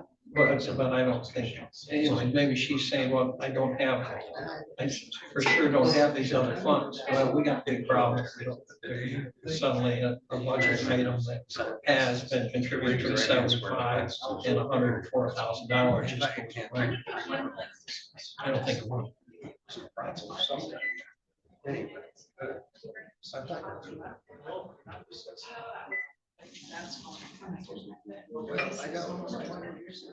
What? I'll tell you, started getting everybody so fancy. And, that's how I got over. Became a precinct out, and then got on. Yeah, but if we. I think so. I've told.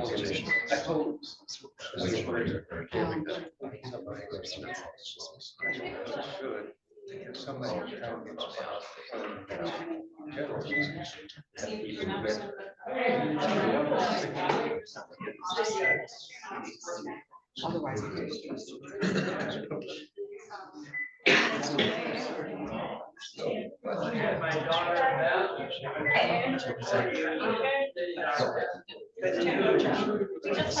Only because watching her Saturday.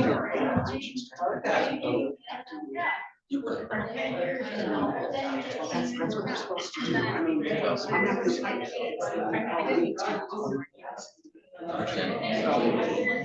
Just a good practice. I appreciate it. What's the context? You're gonna click ballot. Oh. I'm good. I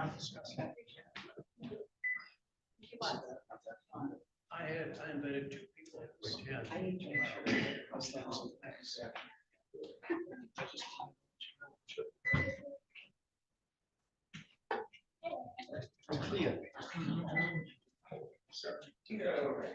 Oh, no. So we're gonna just bring up. I don't know what it.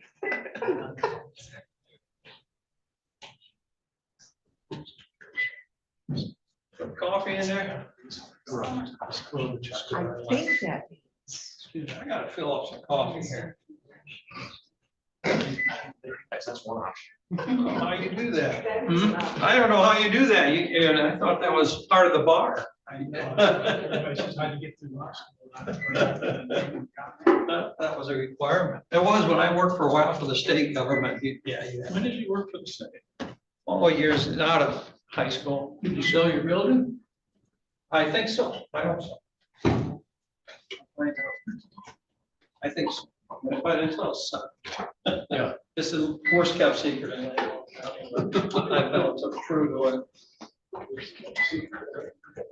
Were you at the Rotary when the distillery guy was presenting? Yeah. The challenges he faced to that property, huh? Oh, I was a little nervous when it flooded up like that. I'm going, okay. Which way is Earth lean here? Because he did have quite a mess. Ken, I'm not sure. I'd heard different stories on why the work stoppage for all that time. He didn't need to disclose all the reasons for the work stoppage. But I got to tell you that Another day. that crew he has assembled of older Americans is quite amazing. I mean, most business owners look at that as such a detriment that there's no, younger workers. And he has really found a niche with that. That's why I give him so much credit. Oh, you would know. They're good people. Good family folks. Yeah, My wife used to work at the she got married. Got taken by wedding parties. Cheap. Yeah. I've heard that is a really good Yes. for older Americans, that for retired folks. I'm gonna bring that up to Mr. Carey, Yeah, and my wife has talked about it. because you should charge mine. Just that I gotta be there at 3 o'clock type of thing. That kind of, that after a while, so want more folks going on. Presently, So I think she would be forward. Technically, we could be paying mileage to our chairs. Every single one. Lots of sense. The administrators down the hall. yeah, basically, I live in He has a right to charge mileage. I I know, but should he expend it across the county? I don't think there's gonna be an emergency. Most. The thing that you have on your screen, I was kind of aghast when I looked at that. And I never had a chance to get back to it. The reason that looks so red is because there's no line for other funds. And the senior department has been taken in, but last year they took $104,000 in other funds. I think she may have left that out because other funds they're grants, I suppose, they're not guaranteed. But anyways. Their gifts. Yes, but that's why that looks so stuck.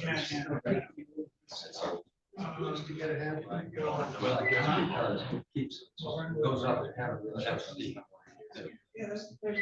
lot of the things we do know. The number of seniors are increasing. Absolutely, yeah. That category. But I brought this up before, that we're in such an unusual, if we were, well, say Ross County or some of those other counties, where their seniors are really, majority of their seniors, the overwhelming, are really in dire straits. We'd be underwater. Careful, they'd be overwhelmed. But a lot of our seniors are pretty good, pretty well off. And know where their next meal's coming. Yeah, I'm not saying we don't have a And the lot. thing is, there aren't options, a lot of them services. There's no place for senior. We have the options. Well, you're correct about the service. I mean, they have the means, but not necessarily. As rich as you want. Yeah, but you can't find someone to come over. Somebody come over or a place to.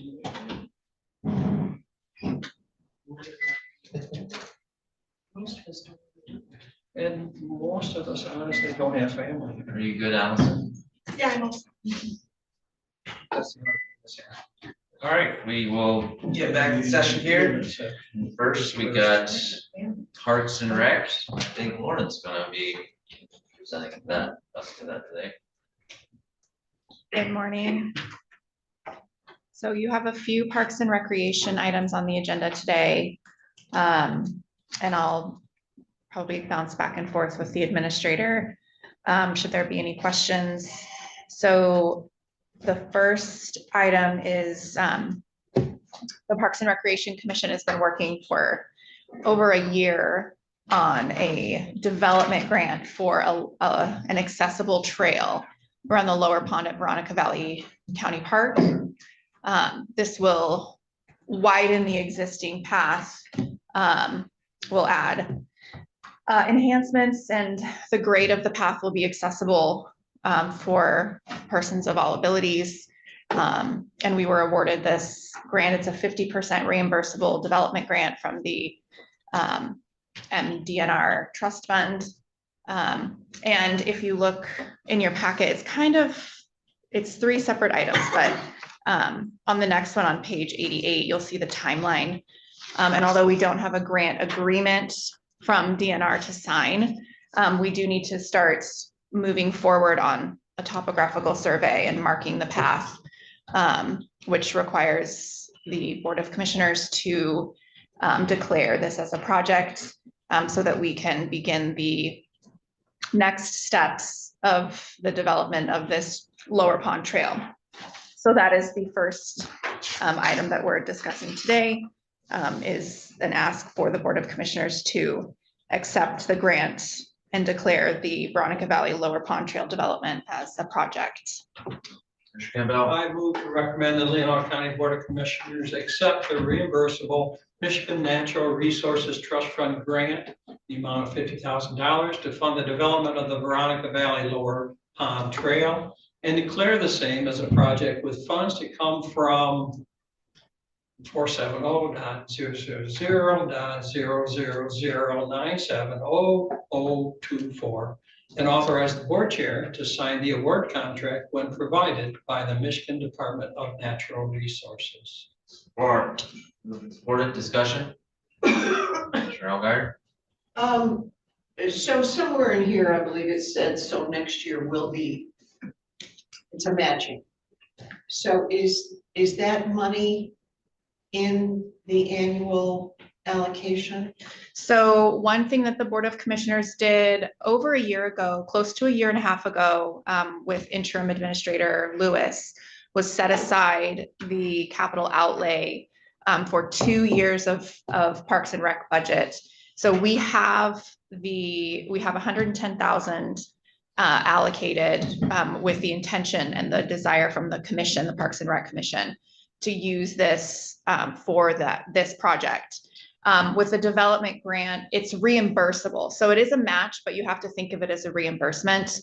So we pay the costs, and when we reach 50% of our expenses, we can start asking for reimbursement from the trust fund. So we will be working with a consultant to do all the development, all of the bidding, all of the construction documents and the master plan. So we do have all of the funds, to answer your question, we have all of the funds for this project allocated and set aside. Okay. Any other discussion? Commissioner Wilson? A couple of years ago, we talked about a potential safety issue, Veronica Valley, related to where the path connects the dock. Is looking at that a part of that? It is not. So that is a separate project that the commission has discussed several times, and that would come from our general, either our maintenance budget, because it is a maintenance project, or from this year's capital outlay, and we have been discussing that. We could probably, it's up to the commission, and then we would bring you a recommendation depending on the cost of the project. But we could do the construction of that all at the same time. But I would anticipate that we would come to you with an ask for, to mitigate that safety issue in 26. It might be worth looking at an MMRA grant for that, because I think we were told that's a potential liability issue.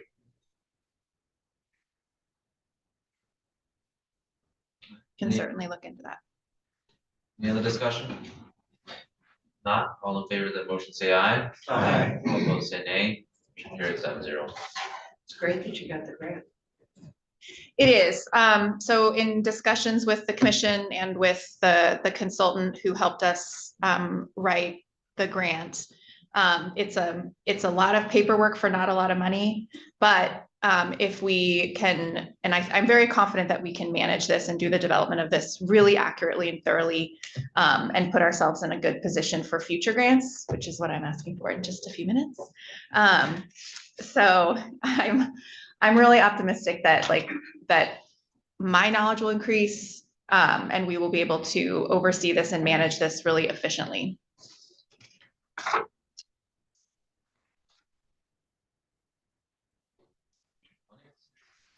Yeah, I want to move on to the next one, where I move to recommend that Leelanau County Board of Commissioners enter an agreement with MCSA Group Incorporated for grant administration and project management for the development and construction of the Lower Pond Trail at Veronica Valley County Park.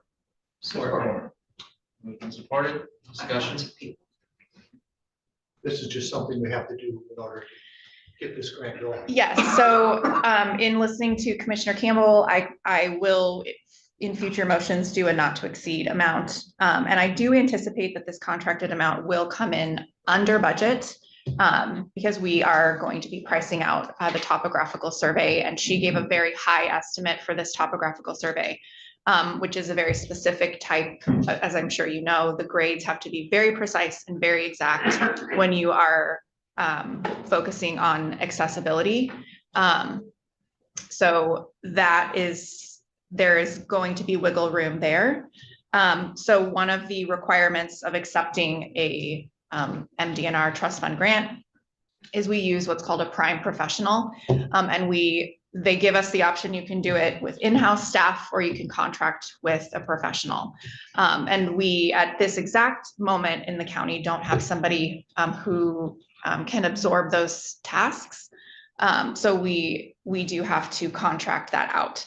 And MCSA is the consulting and planning company that did our Parks and Rec 5-year master plan. And they also did the writing and submission of the DNR trust fund grant for this Lower Pond Trail. So they will be working on the design development, including the master drawings, the construction documents, the bid documents, because if you look at the timeline, you're looking well into 27 to complete this. And we've done our best to assure Commissioner Campbell that we'll be done by Kids Fishing Day 2027 with our beautiful trail to be unveiled. But MCSA we will be working very closely with MCSA on the bid documents, the proposal, and the construction administration. I think Lauren laid this out very well and accurately, in that I believe this is the first trust fund grant the county has ever received. Yes, I think so. We have. In general, we did have a grant to acquire Veronica Valley itself. Was that through, through the trust? Yes. That makes sense. Yes, but that was some time ago. And then also the thought is that if we can keep that momentum going and keep our name in front of DNR, whether it's passport or trust fund, that's only going to benefit us. Well, the point being that this is a learning curve, and I think we did learn that in future grants, we'll go for more money, just because of the benefit to cost ratio. And I did note your timeline that we're in general months through 2026 and 2027 until we hit the date of June 18th, construction complete, final inspection report, and then Kids Fishing Day 6 days later. So put it on the schedule, Commissioner. So we're hoping, and you've done a great job as far as not backing away from what can be an extremely challenging project. And for that, we should appreciate your confidence. Thank you. Thanks. Yeah, I guess I would just like to say that I would like to see names for the ponds, not Lower Pond. Be like the fishing pond or the turtle pond. The Bardic Pond? No. No, I'm looking for that, but I'm just saying, as opposed to lower, upper, we could, because there's the one pond, all the kids fish in, so that could be called the kids fishing pond. Or something like that. I mean, that's what I'm looking for. You need to go to the Parks and Rec Commission and bring that up. Well, I'm giving it to the commissioner who's on it, so. Smart. I'm on it. Yeah. There you go. All right. So you can do Call it, please. I frankly think lower upper is descriptive and helps people know which one. Unless you don't know how to do that part, so. Any other discussion? Not, all in favor of the motion, say aye. Aye. All opposed, say nay. Motion carries 7-0. One more. Yes, so this one, I am anticipating some discussion. We've had many meetings over what do we do next. There have been discussions amongst yourselves about the goals and how do we improve the parks, fund the parks. And the commission has also had many meetings discussing what would be the next priority project. We've discussed, we're trying to keep everything really in line with our 5-year master plan, which was very thorough and very descriptive and detailed. And if you haven't had a chance to look over that recently, I would recommend it just to refresh. So Miles Kimmerly Park that is the consensus on the Parks and Recreation Commission that needs our attention next. And in talking with MCSA regarding where would we have the best shot at acquiring another grant? Either the trust fund or passport, recreation passport. It was decided that the playground and the accessibility features around the playground at Mouse Kimmerly Park need a full overhaul. That is in line with the capital improvements program that the Planning Commission puts forward. In addition to, parking areas and removing barriers and improving the grades and the accessibility for folks of all abilities. Rather than, trying to move forward with a pickleball court or something of that nature. So it has long been discussed. I know it's been brought to you many times, the Miles Kimmerly playground. We've discussed chips and we've discussed replacing one piece of equipment at a time. And the thought with this is that in spring if the Board of Commissioners so wishes to apply for either a trust fund or a recreation passport grant in April, with the award coming in December. The plan developed and engineered through 2027 and construction to take place in 2028. So it's I don't have a full and complete plan to present to you today. But what I am asking is for us to enter into an agreement with MCSA to do the development, the drawings, the plan for a complete replacement of the playground at Miles Kimmerly Park. Commissioner Walter. I move to recommend that the Leelanau County Board of Commissioners approve the MCSA group proposal for the preparation submittal of either Michigan Natural Resources Trust Fund or Recreation Passport grant for the universally accessible playground at Miles Kimberly Park in an amount not to exceed $8,500 with funds to come from 101-850-756-801-000. Further authorize the chairman to execute the agreement with MCSA. Second. Board discussion? Is this been, is there a budget for this? I mean, it's. We have a Parks and Recreation budget for grant writing and preparation. We do. So this would come out of that part of the budget? Correct. It would also be reimbursable if we did get the grant. Part of the reimbursement. So this again would be a 50% reimbursable grant.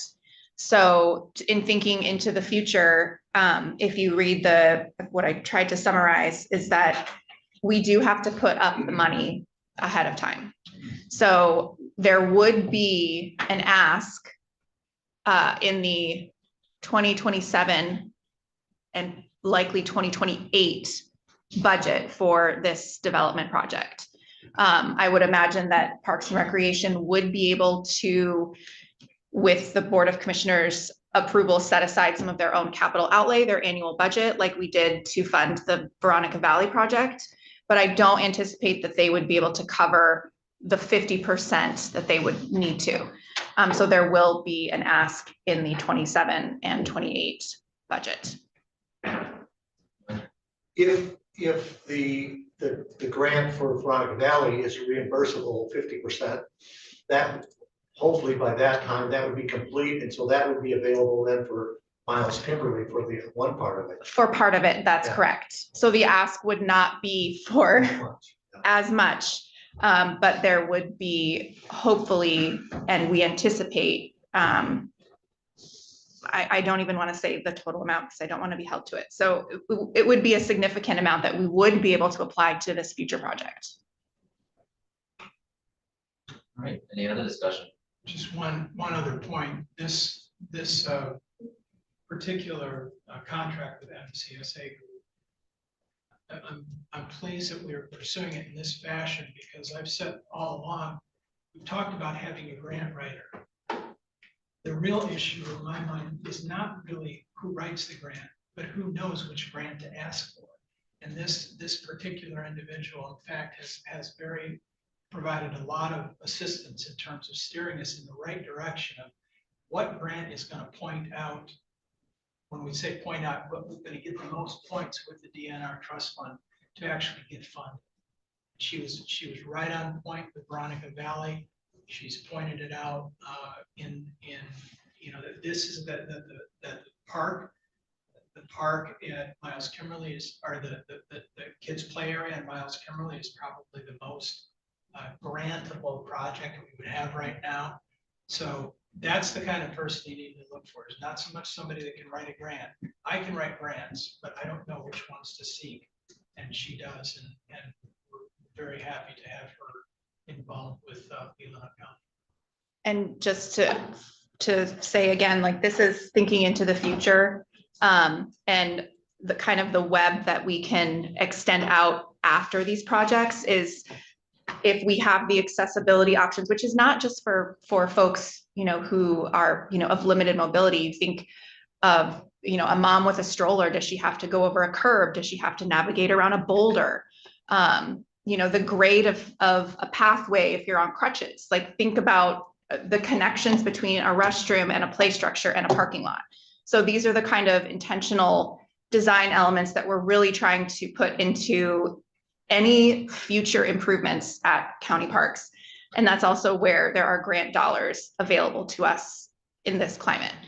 And thinking even further beyond that on this spider web is if we have this accessible area, can we connect it to trails? Can we connect it with other systems already in existence or to be developed?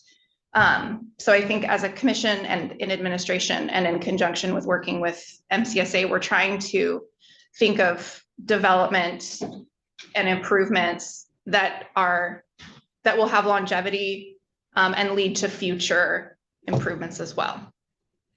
All right. Any other discussion? If not, all in favor of that motion, say aye. Aye. All opposed, say nay. Motion carried 7-0. Thank you. Thank you, Lauren. Well done. All right, next up, we got number 6, which is human resources, MMRMA cap grant application approval. That's your taking them on. I guess that falls to me. Basically, we're just asking the board to allow us to seek a MMRMA RAP grant for payment of the Power DMS software that you previously approved, and hope that that'll assist in funding that project. We've actually had some previews, and Lauren primarily has had previews of that software. And it's her opinion that this could go way beyond what we think its original purpose and capability is for us to do policies. We believe it can also do things like contract tracking and things like that. So we're looking forward to it. We're hoping to give us the authorization to seek this grant with MMR. Mr. Wessel. I move to recommend that the County Board of Commissioners approve the application for an MMRMA grant requesting reimbursement of the cost of setup fees for the Power DMS software previously approved by the board, and the administration be given the authority to sign and submit the grant application. Grant funds to be accepted and credited to IT Fund 636.000.TBD.000 MMRMA reimbursement if awarded. Support. Supported. Discussion. And just for clarification again, as the member representative for MMRMA, I'm required to submit to sign the grants. So that's the reason for that aspect of the motion. No discussion. All those in favor of that motion say aye. Aye. All opposed say nay. Motion carried 7-0. I am loving all the grants. Looking forward. There you go. All right, next Bring up, it in. we have administration, item number 8, 2% allocation winter cycle award acceptance.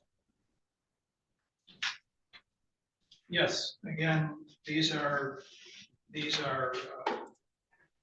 is a motion to accept all of the $92,886,091 that was awarded by the the Grand Traverse Band in 2% allocation winter 2025 cycle. And they're listed in the EDS. The largest of those grants was $50,000 to Leelanau Christian Neighbors, in addition to Total Station, which you've already authorized the Sheriff's Department to purchase to the tune of $28,000. Human Resources to provide staff training for $4,595, and the Planning Department mattress recycling and scrap tire programs are the other two programs that are supported by these applications. Elgar, I move to recommend that the Leelanau County Board of Commissioners accept the 2% grant awards from the Grand Traverse Band, Ottawa and Chippewa Indians, and enter into agreements with Leelanau Christian Neighbors and Share Care of Leelanau in order to disperse the funds for the approved projects, and furthermore, allow the chairman to execute said agreements. Second. for discussion? Campbell? And we were there, Steve, at the grant award ceremony, and this has more to do about the future than the past. And it was fairly embarrassing for Leelanau County, and that we didn't have our stuff together. And I'm not blaming you at all. I'm not blaming Jim. He was just getting back in the office, but I just want to make sure that doesn't happen again. This is an important gathering for the tribe. People are there in uniforms, people are there dressed up. It was on the 17th floor of the Grand Traverse Resort. And when it came to Leelanau County, I was there with Commander Greg Mikowski and our wives for the VFW, and I thought that we were all set as far as who would be there. I know that for representing Leelanau County, I know that there was a training period. I talked to Dwayne. There's other things going on, but I guess for the future, I want to make sure that, and Leelanau Christian Neighbors was there and looked very professional. In the future, I just want to make sure that when we apply for these grants, part of the responsibility for applying is that we have whatever department head, whatever, actually go there, show our appreciation, tell our story on how this grant will help us benefit the people of Leelanau County, and it'll go a long ways towards the next round of grants. Frankly, we think we did real well with this grant round. We did nothing compared to what other organizations received, other counties received, other townships received. It took me a bit I think I'm kind of figuring this out a little bit in the tribal council control. I happen to know a tribal council member. It bothered me all weekend. I called him up on Monday and said, geez, on behalf of the county, that's not who we are now. He says, well, do you want to tell everyone? I said, what do you mean? Well, they were having a meeting. He just put me on speakerphone. I said exactly what I said there. That we will be there next time in full. We just have to, I think we have to take these 2% grants more serious, and it will really help our bottom line, show our appreciation. Other discussion? Well, I will add to that. I know you're not blaming me, but I take the blame. I will, because I was copied on those emails with the department heads that received those, and I should have followed up as chair to make sure they were there to accept, and I didn't. So I was there then, and I received the checks from them, thanked them for what they did. Obviously, I couldn't elaborate on some of the stuff that was there. I didn't have anything in front of me prepared to do that, because I was on the assumption that a few of those would get to be there. So but next time I will be better. I will follow up with those department heads to make sure they are there, because the tribe takes a lot of pride in what they do there, and I think we need to show them respect. And just let them know, and the public that are there, thank them for everything they're doing and what they're contributing to the county for the cause. So And let us know. yeah, there you go. There's your money. Yeah, I just wanted to say that we need to realize that this is really property tax on the casino. These grants are not really money that they don't pay any property tax other than through this agreement. And so I like to look at this as a property tax, and so they are able to choose where their property tax goes. None of us can do that. So it's a different kind of system, and I still don't believe that these should be going to nonprofits. I have to add that not everyone agrees with you, and I know that Most people don't. And you've been saying that for years, and I admire your consistency, and I don't agree. All right. All in favor of that motion, say aye. Aye. All opposed, say nay. Motion carried 7-0. Mr. Chair, I would follow up on Commissioner Campbell's suggestions, and I think it would be appropriate to have a letter from the Board of Commissioners expressing appreciation and expressing our commitment to being better in the future. Something you'd be willing to draft? Yeah. I don't know, do we need Don't approval? let Commissioner Bunning credit. If, you see.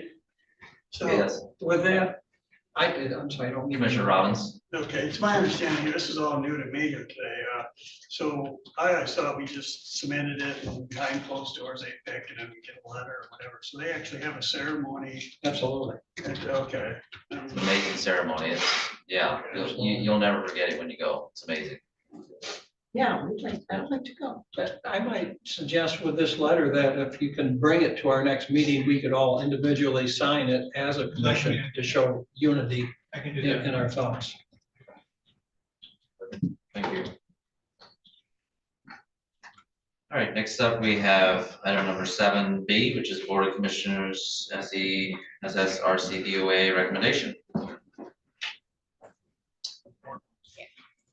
This will probably be pretty straightforward. I don't know that you even need me up here, but this is our final vacancy currently for the Soil Erosion Sedimentation Runoff Control Board of Authority or Board of Appeals, which is run by the Conservation District. They meet on an as-needed basis and not very often. And you have heard from Kate Gallup, who is the applicant for this vacancy.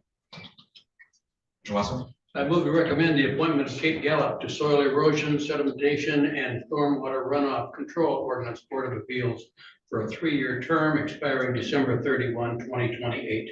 Support. Moved and supported, discussion?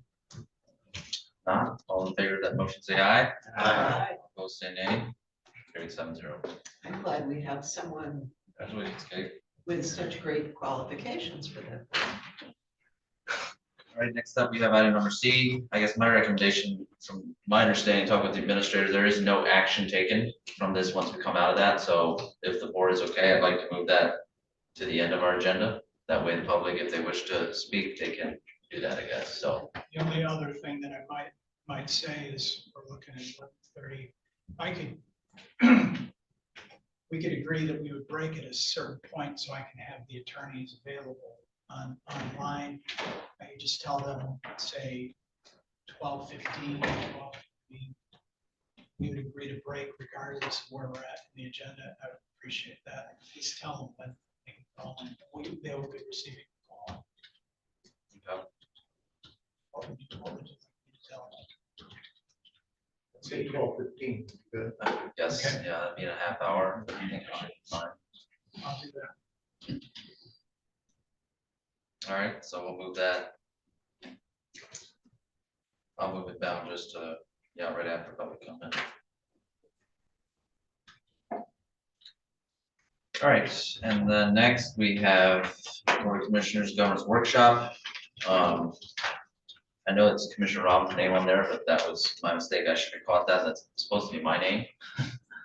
But that's what I spoke to you in January about bringing forward. I think in the packet you have like presentations from 2 different applicants. The one applicant is the one that Commissioner Robbins brought to the board here to review what Traverse City did. The other one is from MSU. They would be pretty much, it doesn't sound like to the scope of detail from what Traverse City is, but they would do a 1-day come here and present to us. Have an individual, I think his name is Eric, that would come do the presentation to us at a very minimal cost because we're a partner with MSU. And then any other sessions after that, if we would request that. And he put some dates in there as well. So if we did choose MSU, I'd like to have a recommendation as to what date, so I could let them know. Yeah, a choice between a couple of dates if we go with MSU type of thing, so. I'll let it up for discussion or motion or questions or whatever. Money. Yeah, I move to recommend that Leelanau County Board of Commissioners enter an agreement with, I would say MSU to teach a governance workshop at the Leelanau County Government Center with funds to come from 100-101-801-000 and to authorize the chairman to enter into an agreement with the approved entity. Support. Capital discussion. And I like the MSU thought, go green, Commissioner. Be careful with that. So I didn't get to go white on that apparently. Okay, but I wondered, does MAC offer such a, do they involved in the same thing? Or did you reach I out to had them? reached out to them last year and asked them that specific thing, and when I reached out to them, they said they would very likely refer us to MSU. Okay. That type of thing. So they partner with them too, I guess, to a certain extent, where they do a lot of training. They said if I would have reached out last year, that's who they would have sent us to, so. And that makes sense because when we had our workshop, our early commissioner workshop, it was really MSU that had the reins of that rather than MAC. So that makes a lot of sense. So if this motion passes, I need date. The other dates were March, they presented dates with March 11th, the 12th, the 17th, or the 18th. Very likely, could possibly do the 25th as well. But any of those dates, are they a conflict with anybody, or I'd like the full board to be here if possible, and our administrator too, if that works for your. So what dates did you just? 25th. No. March the 25th. What day of the week is that? A Wednesday? You know what, there's the MAC conference is that weekend. No, it's. That's in April. MAC conference is in April, Okay. end of April. It's just open to the public. It would be, and it would have to be posted by the clerk's office, notified that there'll be no agenda or, no, but that a majority of the board will be present. Is there objections to March the 25th, if I can notify them of that? Come forward. All right, I will move forward with that then. Got a vote, I think. Yeah, we'll motion that. So any other discussion on that? Not all in favor of that motion, say aye. Aye. Opposed, say nay. Motion carried 7-0. Thank you. Next up is approval of the issuance of RFP for strategic planning. I know this is something that we had discussed that I believe is part of our goals as well. And it's pretty much, I know I've been talking with Lauren, she's been working on RFP, but this is pretty much just allow us to, I guess, work on that and draft that and bring it back to the full board for approval on that front, so. I'll take a motion, Commissioner Wessel. I move to recommend that the Leelanau County Board of Commissioners authorize the issuance of a request for proposal to engage a consultant and or firm for strategic planning. Support. Support, discussion? I would assume this would be after the MSU. Yeah, oh, yeah, this whole, Good.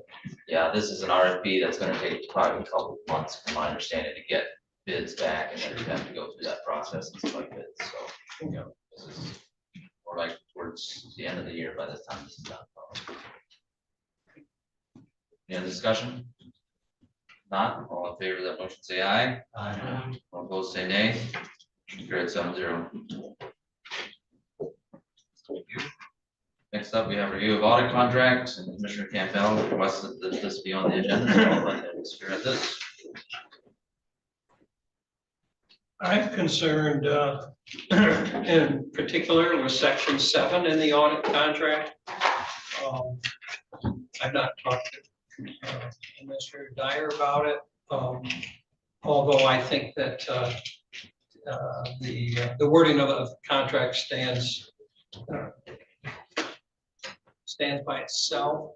The contract as it's written, and I talked to another auditor and to another administrator, would allow our county administrator to basically send any type of auditor who was here packing. And then the administrator would be allowed to choose who would be going over our books. I think this is a violation of our own policy. Let me read it. It says, let me read our policy. It says, the Board of Commissioners directs the county administrator and the county clerk, subject to board authorization of periodic engagement agreements, to arrange for and monitor an annual external independent audit of all the books, et cetera, et cetera. The clause in the contract states, the Leelanau County Administrator shall have the right to have any of the auditor's personnel performing services under this agreement removed from the performance of such services upon demand. The auditor shall replace personnel so removed with comparable personnel acceptable to the Leelanau County Administrator. I think it's important for us to realize that this audit is the Board of Commissioners audit. That such a clause was not a part of past auditing contract. And I'm not alleging that there's anything wrong with county books or our county finance director, who's still our county finance director for what I know, but anyone's doing anything to hide. What I'm saying is that having that authority with our county administrator, who is also the finance director right now, represents, it is a step away from having an unbiased and unpressured finished product. I think I would like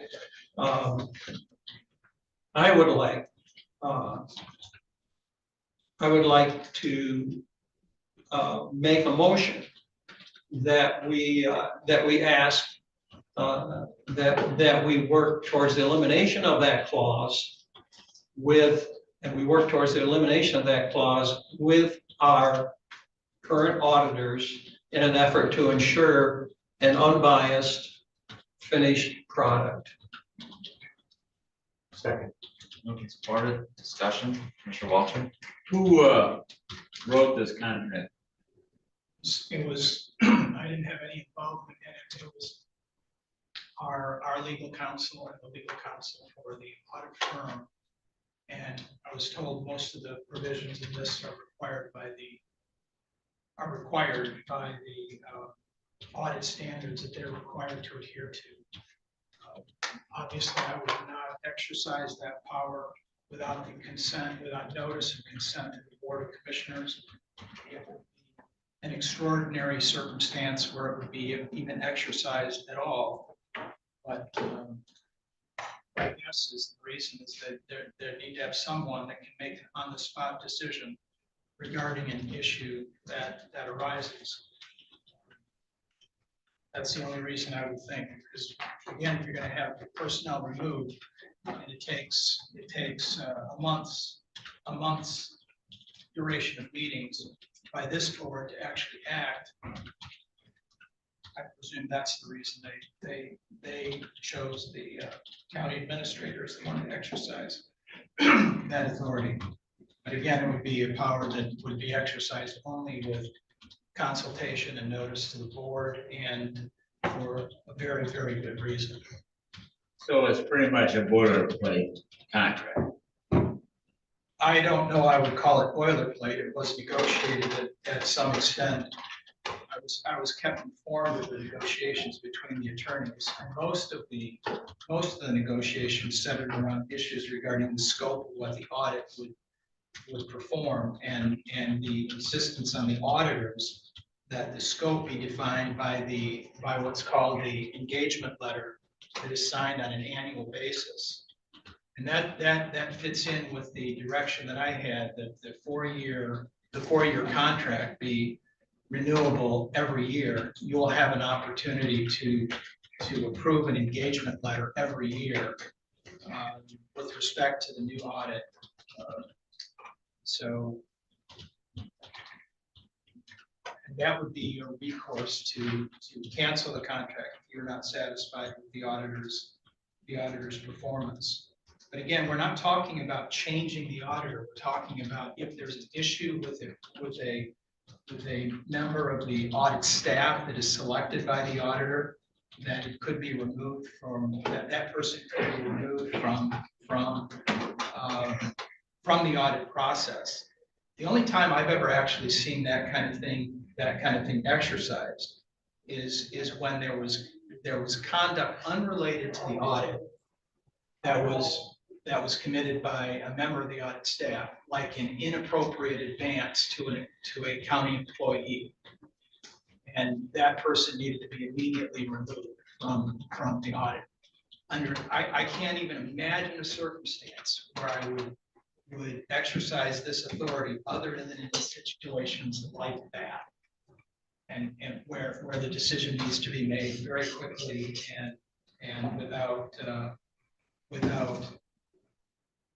the delay associated with a meeting of this board. Cheryl. That's what I was interpreting when I read it.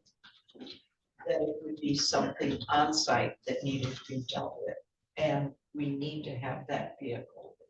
So I will not support that motion. I just. Well, we tend to disagree at times. I think ethically, it raises a big question, because the person who is our finance director right now would be in charge of choosing who's going to go over our books. Our policy says we need an independent audit. And I think if you talk to auditors and you talk to other folks, you said that this is pretty much, most provisions in this is boilerplate. I mean, that was my comment. Well, anyways, most of these provisions were not unusual, or designed They're not unusual. yeah, but I don't think this particular provision, I don't know, but saying most does not account for this particular provision. Would you have a problem? Do you see a problem with having that authority vested in someone in Leelanau County government, and in particular, someone who is now the acting finance director? No, I don't see a problem with that at all, given the limitations of what that kind of provision is intended to be used for. The idea that the finance director or the county administrator, who is actually your chief administrative officer under the Uniform Budgeting Act, I should remind you, whether that person is the finance director or not, they're the chief administrative officer under the Uniform Budgeting Act. Doesn't choose the audit. You've chosen the firm, and the firm has ethical standards that they must adhere to, and an independence that they have to maintain that is totally divorced from anything that staff provides to them. Anything that staff gives them, any action that staff takes with respect to the audit. As I said, the only reason that I could see the exercise of that provision would be under circumstances where immediate need to get some personnel off-site because of conduct unacceptable to the county. That would be the only time I could see it, except it would not be exercised under any circumstances to control the outcome of the audit, to impair its independence, or to direct the direction to influence the direction that the audit will take.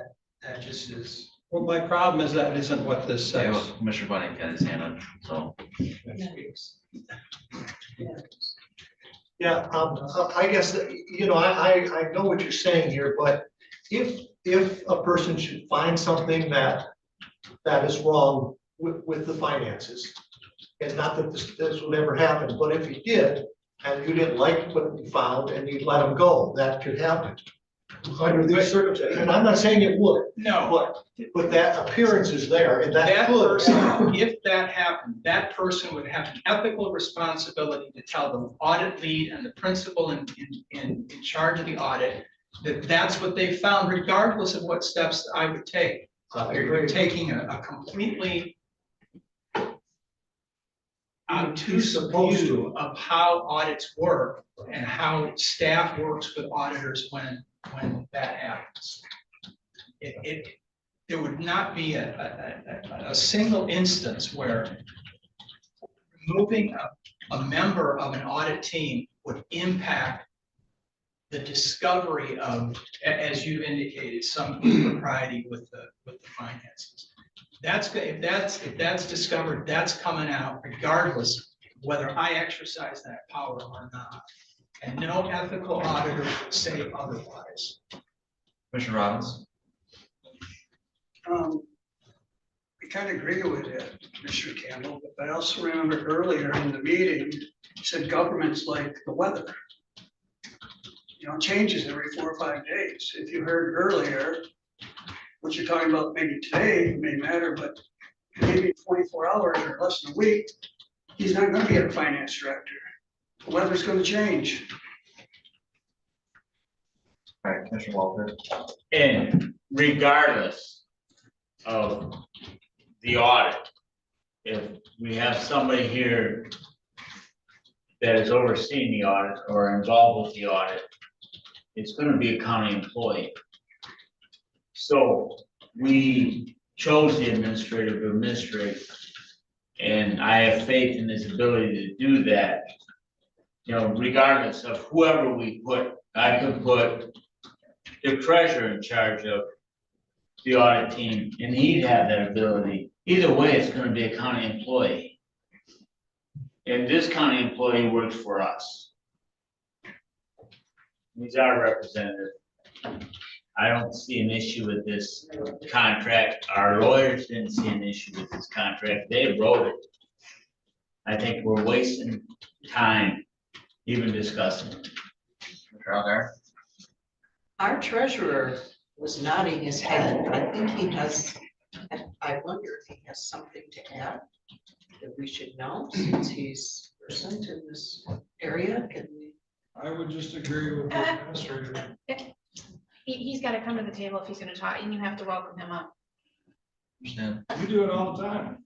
All right, hold on. All right, so finish the discussion. I'll just give my 2 comments here, and then I'm gonna call for the vote here. But I understand where Commissioner Campbell and Commissioner Bunning are coming from. However, I have confidence in our legal counsel to draft some of this, and hearing from our administrator, you know, they drafted all this with the auditor's attorneys and all that stuff. And it's like, I'm not gonna sit here and question. I understand there could be a problem here, but I have the faith that they caught some of that, and there's a reason that's in there. And I trust, kind of like Commissioner Walter said, I trust our administrator. He's our employee, and he's at our discretion. If we find a problem with that, we go to him, you know, with that complaint. So that's why we hired him. So I just have one last, I see no reason for having this provision in there. We're looking for an independent audit, whether the administrator exercises that or not.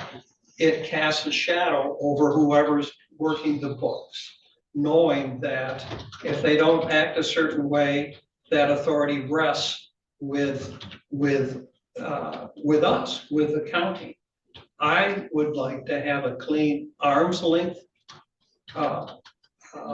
relationship with our auditors. Call the question. And I think that this. I'm sorry. And I think this breaches it, and I don't see any reason to have it in there, frankly, because I do think that if there's a problem, the auditing company would take care of it. Question. All right, all those in favor of that, or all in favor of that amendment to the contract, say aye. Aye. All opposed, say nay. Yes, say aye on the first one, excuse me, I'm sorry. We're opposed to change. Oh, I'm sorry. I want- Can you take a revote for me? All right. All in favor of the amendment that Commissioner Campbell brought forward to amend the contract, say aye. Aye. All opposed, say nay. Nay. All right, so motion fails 2-5. All right, then next up, we have the process for the allocation of the funding received through opioid that Commissioner Campbell brought us forward. Looks like it's discussion only, so I'll let you. I just got something from Mr. Wessel about what happened in Grand Traverse County. They reached out to their community and received proposals. They also set it looked to me like they set a committee of participants. And I put this on here because I want to keep moving forward in the direction. And I understand that everyone has been really busy, but I'd like to see us have something prepared for the next meeting that actually would create a path that we might follow. Jim's going to probably be he's going to be a lead in that. I think we talked about it, working through MAC. I must say, I did talk to a counselor in Sutton's Bay. And she was talking about working with the health department to working through counselors throughout the county and working through the health department to possibly create some kind of a voucher system for folks who cannot afford to have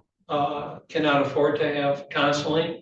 I mean, I talked to a commissioner at one of my meetings who they used their money to hire a counselor who went into the jails and worked. I mean, there's a lot of possibilities out there. And I think some of the things that we're using our money for, such as senior parties, well, I was also at the 2%, and there was probably 4 or 5 senior parties funded by the tribe through 2% grants. And I'd like to see us be a little, to start using a rifle rather than a shotgun. All right, I'm sorry. To start using I know that's my hunting thing. But anyway, start looking more of a pinpoint rather than a spread on where we go with this, as opposed to just all into trying to help youth programs. I'd like to see some of this money go directly to the folks who are more impacted by opioid use. I support it wholly, and I was impressed with the ticker article this morning for Grand Traverse County. And they put together exactly what you're talking about, and I did bring copies of that ticker article for folks if you take a look at it. But it surveys the community, it establishes a cross-community committee. It spells out the criteria, and it's really got to protect lives and save lives and make a difference. So I would like us to, and when we had the senior services, I said we hadn't used the committee much. I think sometimes we don't use our committee structure to do the kinds of things we need to do. And I think we need the committee to do this. And it ought to be more than us. It ought to be health department, it ought to be somebody from the schools and somebody from the medical field And somebody independent, some Yeah. folks just out there. We have volunteers who we didn't choose. So can we, I'm not sure how we move forward other than I just don't want to have the same thing on for next. Jim, how far can we get on this as far as before, or just a timeline? You know, I think I would need a lot more input in terms of what I'd like to see. We've talked about this, the two of us sitting down and going over that. If we could schedule something within the next, maybe this week or next, no later than, I think we could have something, at least the structure of what we would consider at the March meeting for at least discussion if not action. So we can set something up in the next 2 weeks. Or this week or following, I think that would be possible. Thank you. Okay. I was in that field for many years, so I guess I'd like to be involved. All right, how about we, Commissioner Campbell or whatever, an administrator come forward for March, kind of like a presentation or a proposal for this board to adopt as far as how we go about that. That kind of Sounds stuff. good. And then if we have a committee, then That we could Commissioner have, Elgar we would could have, yeah, a couple commissioners serve on it or whatever. one or two. or whoever. Yeah, it was. All right, all good on that? Yeah, I'm very good Okay. on that. Thank you very much. Thank you. Yep. All right, next up, we have item number 8E, which is Human Resources Resolution.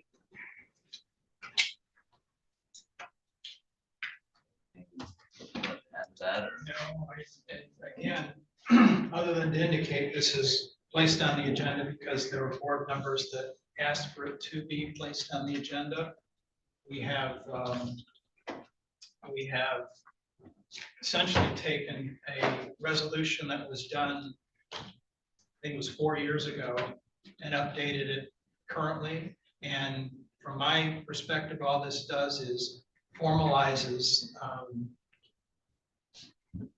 human resources functions within the administration department. We currently have a human resources manager who is very capable of performing all of the functions that are indicated here.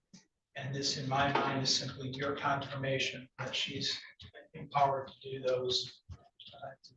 those functions and to establish those relationships with the various organizations that provide human resource benefits. Okay. Okay, we're on page 176, right? 175 is the yes. Make sure I read the first thing. I move to recommend that the County Board of Commissioners adopt the resolution to move access to all administrative, finance, and human resource duties to the departments listed. Or Supported discussion? I would like to just say I support that. Well, the clerk's department has done an excellent job for many years. I believe it's important to empower the new departments we have created and let them do the work they should be doing and should be in control of. I see that our clerk is here. She will retire at some point. And so I think now is a good time to move it over. She is still here for advisement. And we have worked to develop our new departments for several years. And I think this is the logical conclusion and an important step. Yeah, I would ask that we could have the clerk come forward and address this, because I mean, I don't know what all of these things are that are getting transferred, and I'd like to know what, who's talked to her and how they came up with this. Okay, I'm not sure if I don't know if she's been a part of that. I think legal counsel brought it forward, but they I don't know, did you have any? I don't think you drafted this, but. do you mind if she steps You're forward? welcome to step forward.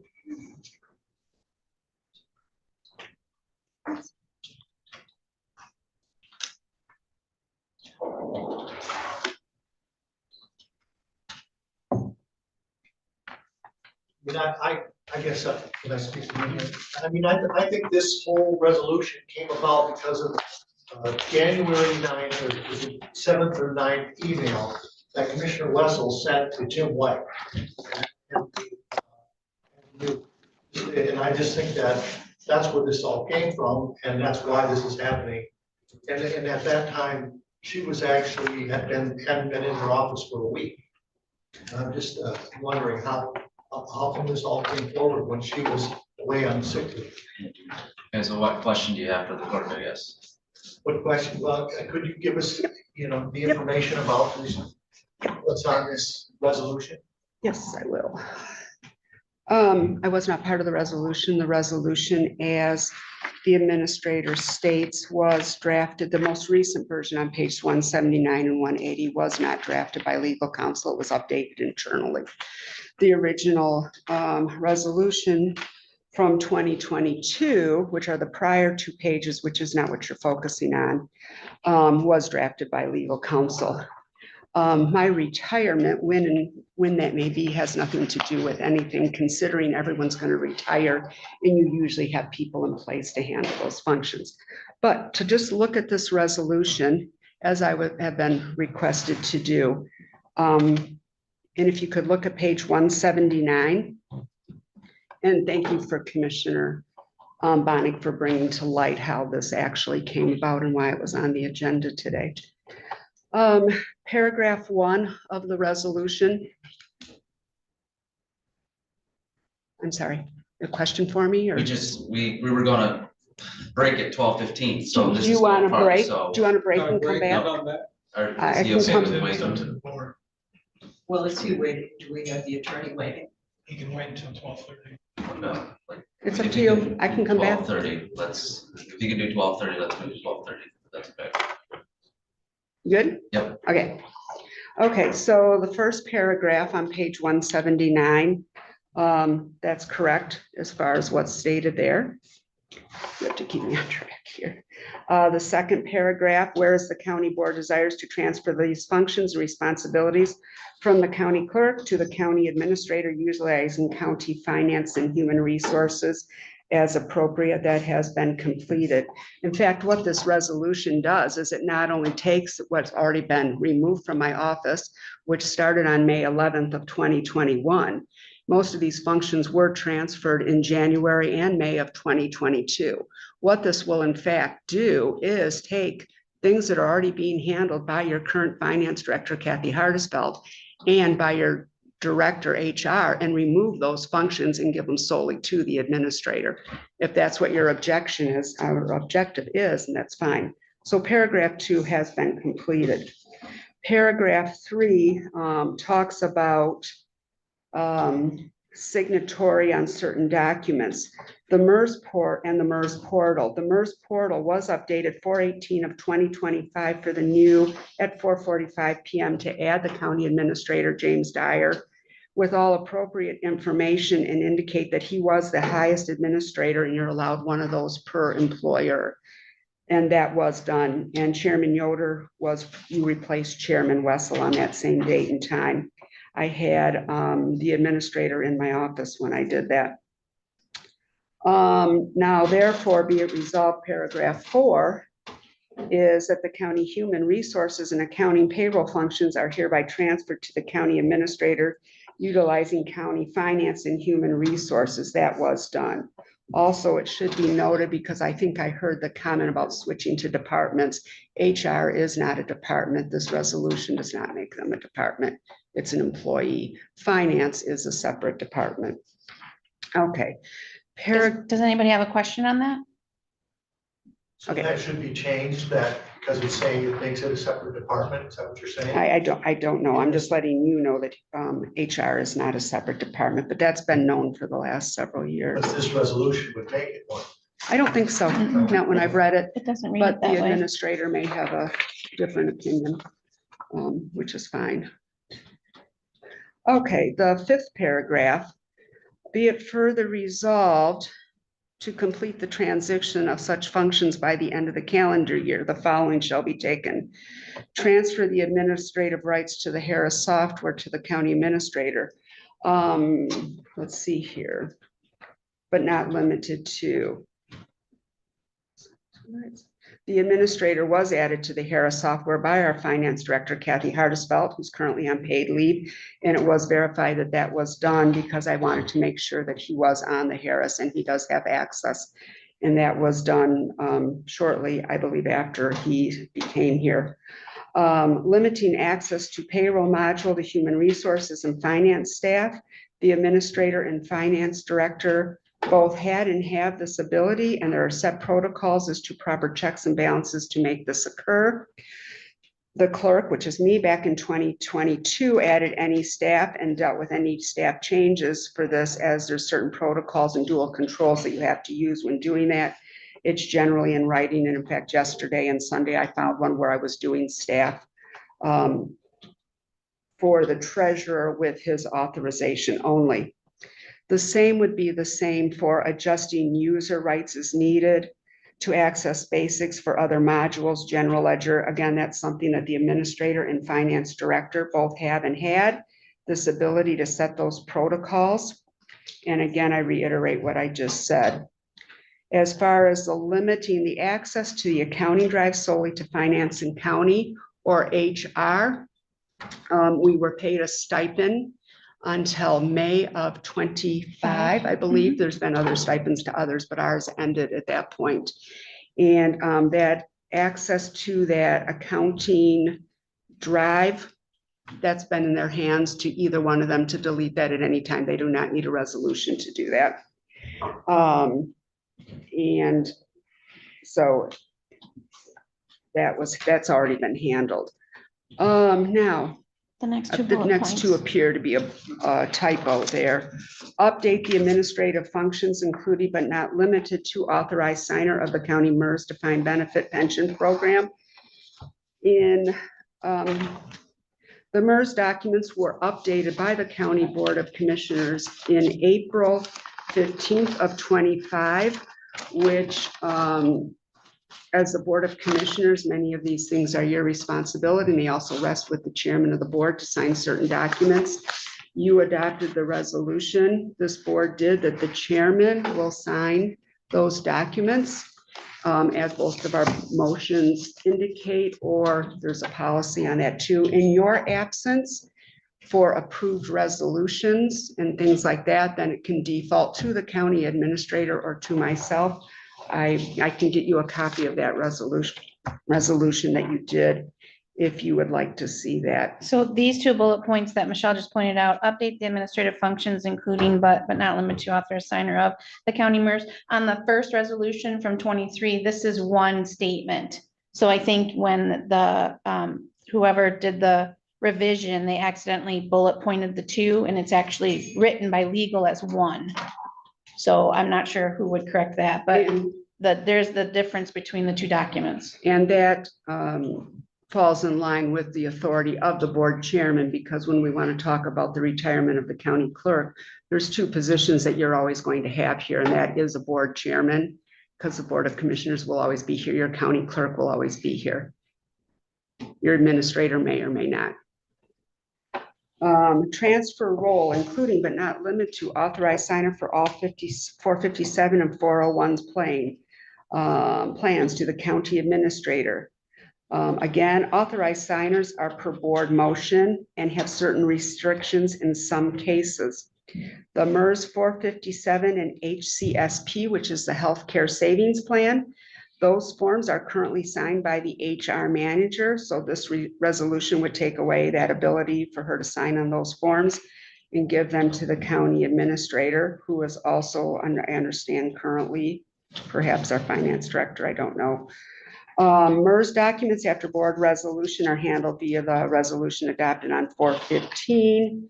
Now, I think what you're for some reason concerned about is when there is movement of funds, money, we're talking money. It's kind of like checks. The treasurer and the clerk sign on those.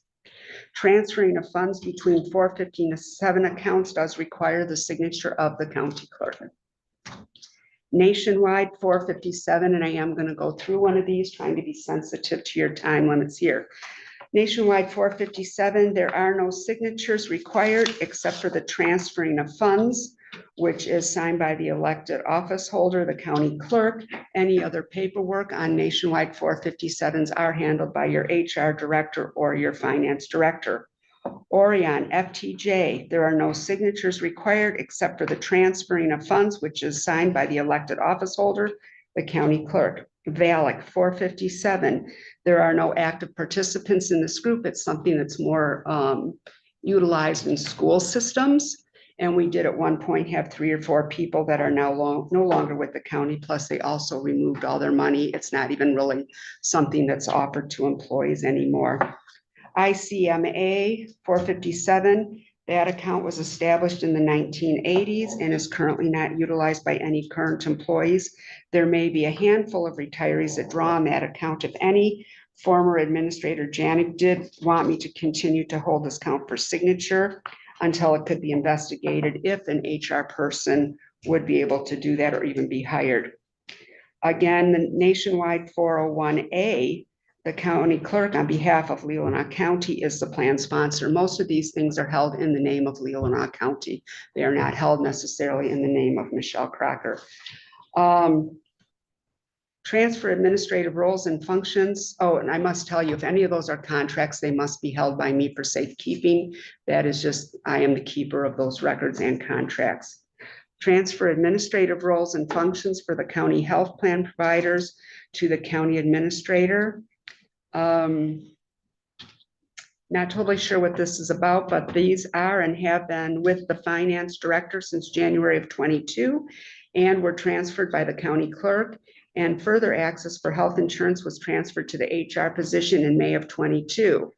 Adopting this resolution will remove that activity from them. Any and all contracts by law must be filed with the county clerk. Transfer administrative roles and functions for task UNUM, which is your short-term, long-term insurance and life insurance, AFLEC, and all other employee-sponsored plans to the county administrator. Task was transferred in January of 22 by the county clerk to the finance director and in May of 22 to the HR. These are shared tasks between those two positions. I won't repeat what adoption of the resolution does.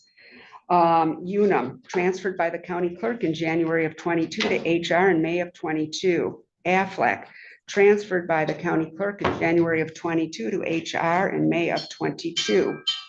The next one is incorrect as it says basic COBRA. Basic COBRA, those words don't necessarily go together. I'm sure that in case you're not, I shouldn't be sure. COBRA stands for the Consolidated Omnibus Budget Reconciliation Act of 1985, which was signed into law by President Reagan at the time. The word basic comes from the name of the company that actually administers our COBRA. And we used to do COBRA in-house. It was done through the county clerk's office. And I know because I did that for years and years and years. And when we switched to outsource it, it just became because as COBRA changes and the laws are ever changing to try to keep that educational level up was too much. Basic has served the county very, very well from what I can tell. And that was transferred, basic was transferred by the county clerk to the HR in May of 22 when your first HR person was hired. Let's see, MyWAM. In case you're not familiar with that, that's quarterly reporting of wages for unemployment that must be done. We collect for this on dollar for dollar, or we pay dollar for any unemployment that's drawn against us. We do not pay. That was also transferred from the county clerk to HR in 20 of 22. And all the passwords, all the logins are held down between the finance director and the HR director. I'm combining, let's see here, I think I've already, the next two bullet points are talking about personnel files and payroll files in HIPAA. HIPAA files, well, let me go back here. HIPAA is also handled to a certain degree through BASIC. We began with that BASIC company in October, in 2002 was about when we did that. But again, all the BASIC was transferred in May of 22. Personnel files and payroll files are not necessarily synonymous. All personnel files have always been maintained in the Board of Commissioners office, which was what the coroner was known as prior to having the first county administrator. And that's when it changed, when you had your first administrative aide hired in 1985. And the HIPAA information should be in those files, but it must be maintained in separate file folders within that office. In some cases, elected officials keep their own personnel files. I do not have any personnel files that I can transfer to them. And I do know that during the tenure of administrators Gill, Robertson, Klein, Janik, Allen, and I know Lewis, and I'm presuming Administrator Dyer, that they're maintaining them, or they have them in the HR. The payroll files, for those employees hired prior to 1/1 of 22. I'm sorry, did you have a question, Commissioner Wessel? I'm looking at the time. Do you want me to come back?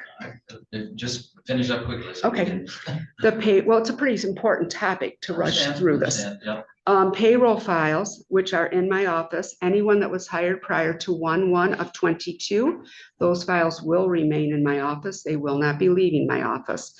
Those contain W-4s, I-9s. I can tell you without doubt that the HR and Finance Director have had total access to them since 2022. If they need copies, they get copies. If they need an original, like in the case of I-9s, we make a copy noting when they have been released. Those are source documents for many reasons.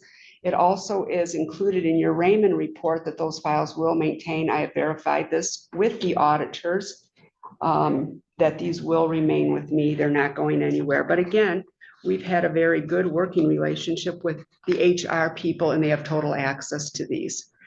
There's not an issue with those, and there is actually no legal authority that's going to remove those from my office. But again, they're open to see them. We work with Jen Kane, we worked with Heather, Cade, Darcy, who's ever been in that position.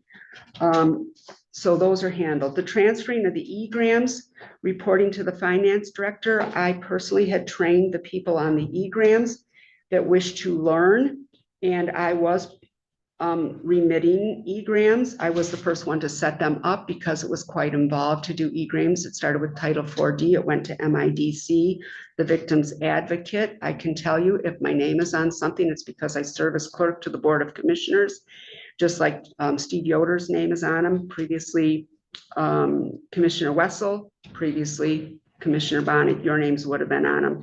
There is one that I know that prior Administrator Lewis had some trouble getting one of the names off. I don't know if it was followed up on because it's out of sight of my purview now. But I know that since at least 2023, the Finance Director was submitting them. I believe childcare may have gone to E-grams. It's not simple to do, but I obviously have the most experience doing them here. It's not utilized, but I do have that experience. So those are not in the county clerk's office. Those have been transferred. And I think Chairman Yoder, Chairman Wessel may remember, Chairman Bonnick may, you will be called before those are sent because of your logins. Those are some things that you have to be submitting as you are the elected official. And again, anything that involves a contract will come to me. As far as, and I want to go back and touch on the MERS, I most recently talked about the MERS sign up as there are multiple different people. You can have a primary, one per employer. You have your finance, which currently is Kathy. You have your resources, which is Jen. You've got your highest administrator, which currently is Jim Dyer. You have your highest board member, which is Chairman Yoder. We have the treasurer on there. We have me. And because of the help that we have offered in the past, and it was sought by prior administrators as well as staff, we have Jen on there as well. So I did ask on January 20th if the administrator wanted me to disconnect the access for Finance Director Hardisfeld. He indicated at this time that was not something he wished for me to do. I had him in my office showing him the screen just to make sure. But she has no access to the system, so it really probably becomes irrelevant and she wouldn't try to touch that. We don't know what this And is. any other transfer of functions is necessary. I'm not sure, just like I could have an exhaustive list. So I don't know what anyone thinks that I may have. Political, not political. I guess that's for everyone to decide. Well, I'm just concerned about, you're saying in some cases, this resolution is actually gonna take it away from the finance or the HR and make it the responsibility of the administrator. He is ultimately their supervisor, but if you're going to take it out of their names and they have no business going in and logging under him, and I can see by the shaking of his head, that's not what his intent would be, that he would want them to stay, but this stuff has already been done. Most of it, the people are functioning, so one would question the reason for this without targeting the one or two items. But it's 12:35. Commissioner Algar?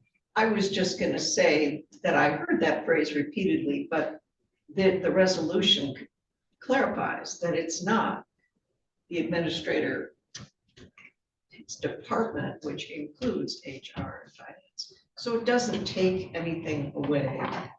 It states here under one of the bullet points that it's the county administrator, not the HR and finance. But we're not here to argue because that will be your voting Applies decision. to accounting, finance, and human resources. Yep, we're not gonna- Repeated. we're not gonna argue with it.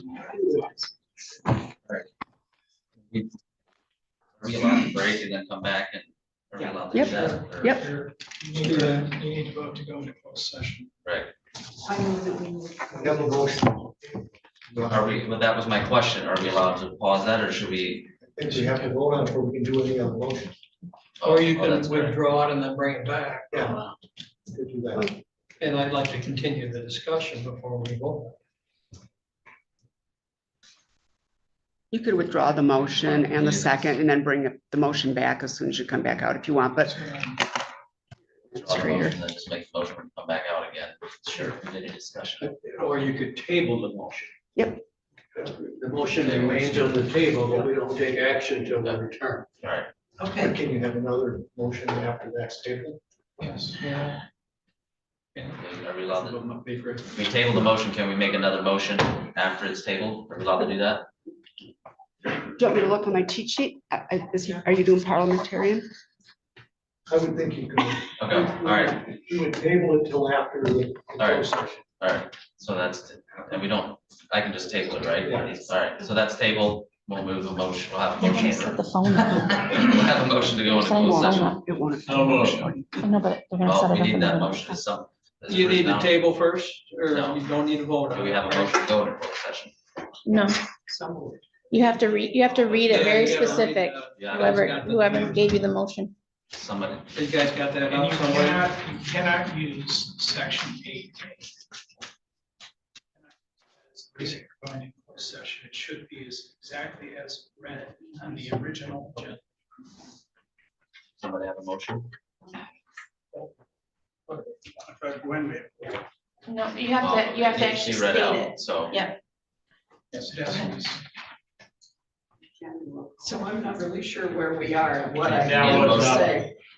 Need a motion to go into closed. Usually we have something written out, so. The clerk was not asked to provide that. I'm assuming Administrator Dyer provided that to someone. That's, no, that's I usually the clerk provides that, but we'll move on. Okay, so the motion will be to recommend to the Leelanau County Board of Commissioners to move into closed session pursuant to the MCL 15.268, parent 1, parent H, parent to consider written attorney-client privilege communication exempt from disclosure by MCL 15.243, parent 1, parent G, parent. Is that correct, Administrator? That is correct. All right, is there a motion to that effect? We got a motion. Is there support?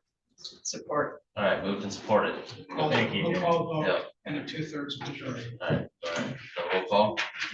Yep, just one moment.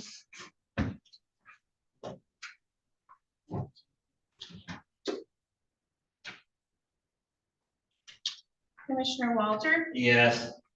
Commissioner Wessel, Yes. Chairman Yoder, Yes, Commissioner Alguier, Yes. Commissioner Bunnick, No. Commissioner Campbell, Yes. Commissioner Robbins. Yes. 6-1. all right. Public, hopefully we'll be out, Section 8. I'm hoping a half hour, but I honestly don't know, so. I'm hoping. Maybe less. I don't know anymore. every time when you guys get together, the organizational and everything, that when you put it together. Yep, so then I know like when you make a motion. Like your names and all that. Yes, yes, yep. Thank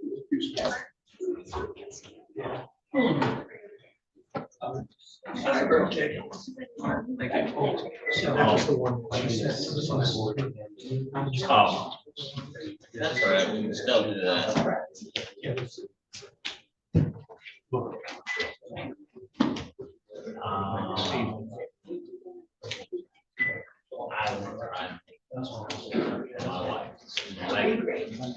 of ask me to you guys for the phone. Yeah, oh, wow, thank you.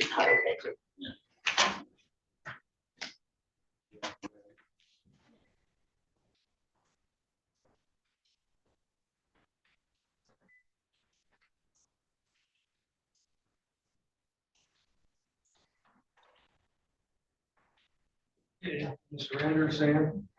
What's that? Set what up? Oh, I did.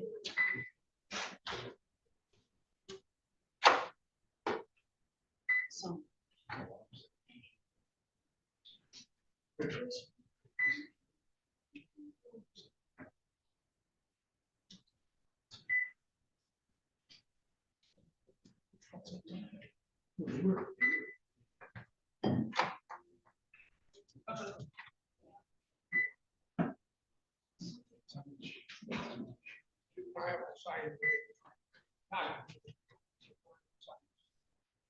Okay.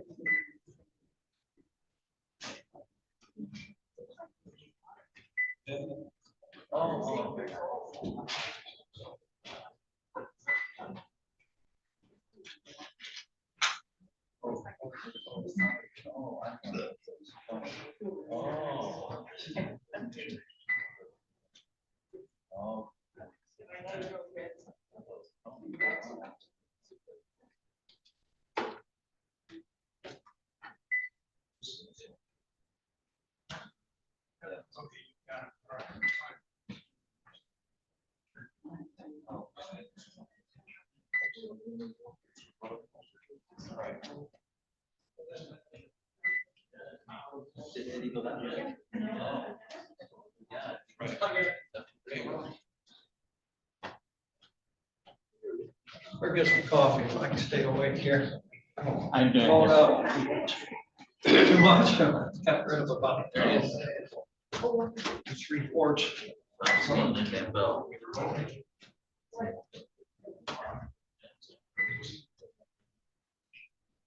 Last one, after this, it's gonna be water. What's going on?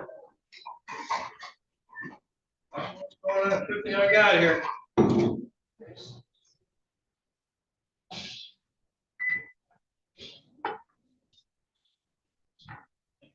Waiting on you, Campbell.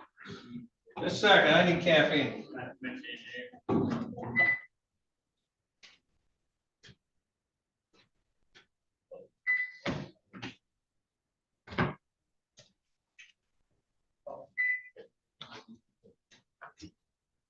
Save me a seat. Hey, don't bring my own seat.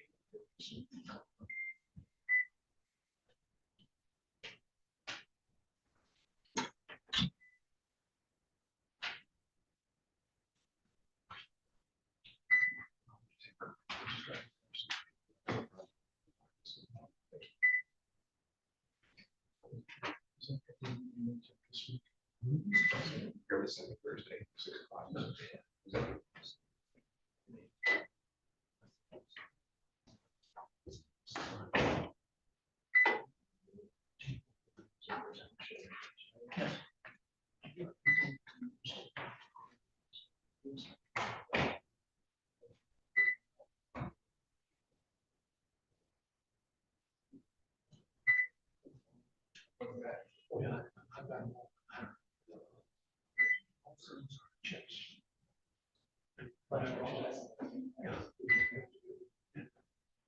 I started.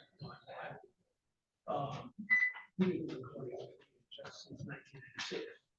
9 years, 10 years of my starting chips. And they're very accessible. They're all identified, give you timeframes so we can search for. Just need somebody that can search. I'm not searching. I want you to have 256 or 5,000. Okay, check this on cash. Yeah. More than likely, it's all stands. It's all stands automatically. Okay. So you see the screen. Yes, yes, yes, yes. You can do it with my camera, you can do it with my camera. My camera can do that. The screen, you can see that. little screen. I just, I can do so, I can do. Just put the thing, it's either 256 or 512. Yeah. Is it UPS chip? Or is it a square chip? Is it phone? It's either that big. Or it's real tiny, the tiny. Yeah. I got it. There's some issues with what was said, because they don't keep notes of the township. Well, the township board meetings are scanned, the scanners, the minutes are like. Right, right. Rather than actual words that are said. I agree. The sound on my camera is pretty good. Over the years, the camera I use picks up the sound that much better than my VHS did. No, the sound is getting fixed. It's a Canon something, Canon camera. I'm just trying to think of, if there's a time we get to where I could. Oh, yes. You want my phone number? Do you have a pencil?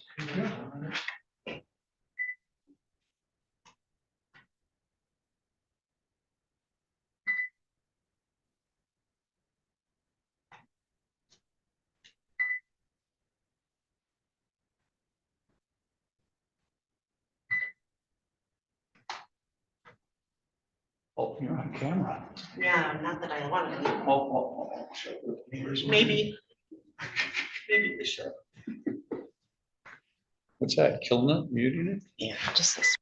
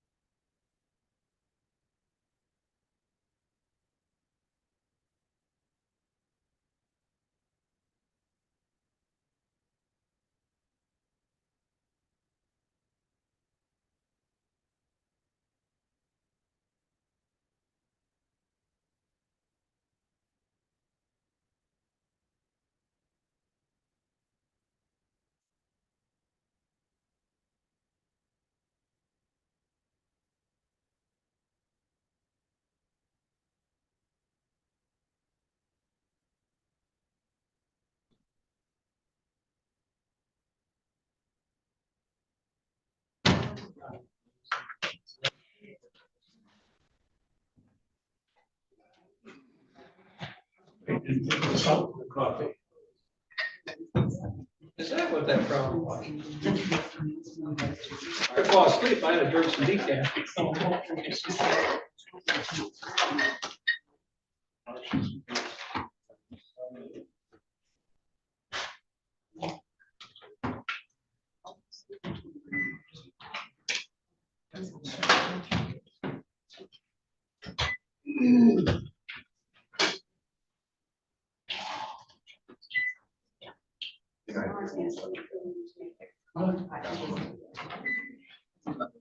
Right, you know something about me, like, did you lose your sign though? No, it's okay. I sent somebody in to get it. Those are dates. Just hold it in and then you're on let go. That's what it should do. One just like this. I just got a new one and I'm like, It's already a year or two old, I think, now. it was in my price range. And my abilities, I don't need a super They have duper. deals going on. I think I got this one for pretty much free. They had a deal going, so it's all, Well, if you sign up for long enough. yeah. You're right. Does anybody carry tweezers in there? No idea where I got a sliver. Nope.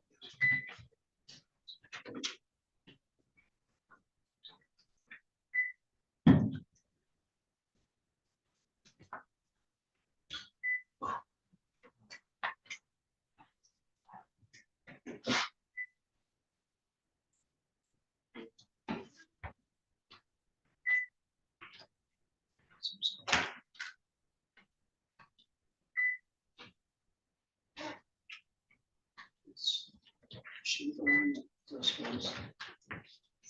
She wanted to the sports signals or for. No, her husband does that.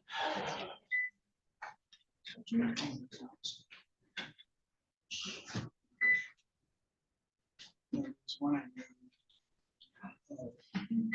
That word. ESPN. It may have been.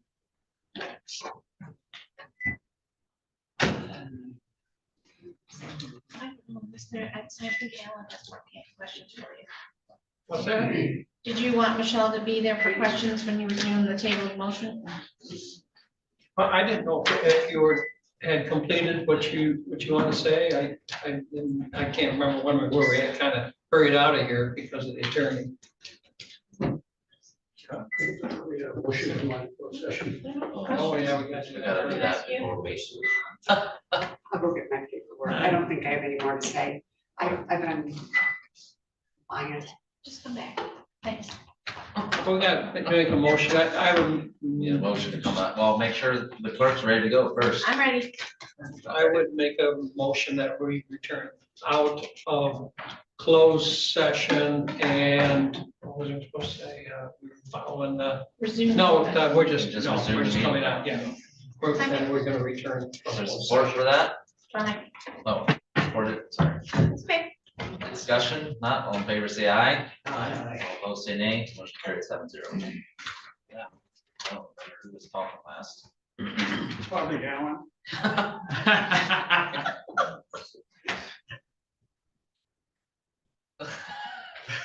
Make sure we said that. Wasn't me this time. I know. But don't worry, we're all in agreement. My fans are growing. Oh, All right, so we had a motion that was tabled regarding the human resources resolution. I think we were in discussion at this point, so we'll continue the discussion. I think you want to bring that motion back from the table. Have to Make a- Oh, okay. motion to So- take it off the table. I need a motion to bring it off. Yeah. Motion to take that. All right, so I'll take a motion and bring it off the table again. So moved. All right, move, supported, supported, Second. discussion, all in favor of the motion, say aye. Aye. All opposed, say nay, motion carried 7-0. All right, now we're back in discussion. Anybody have more discussion? Robbins? earlier, Commissioner mentioned that this started on January 9th email. That's not true. This started back in about August.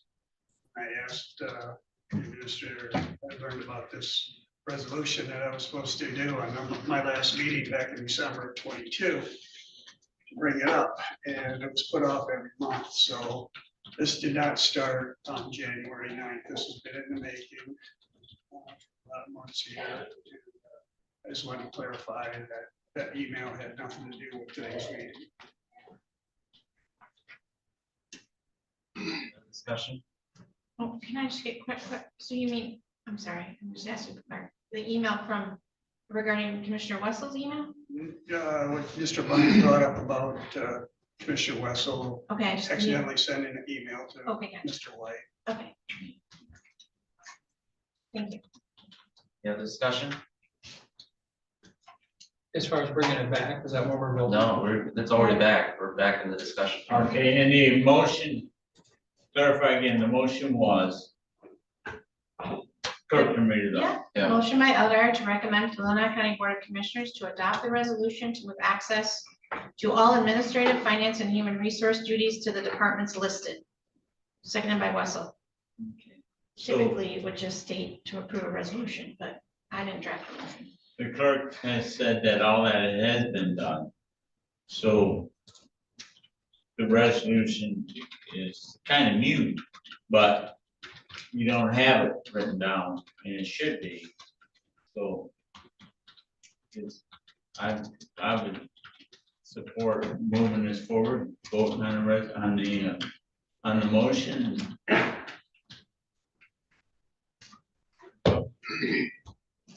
You're done with it. Any discussion? I gotta say that this is just this has gotta end.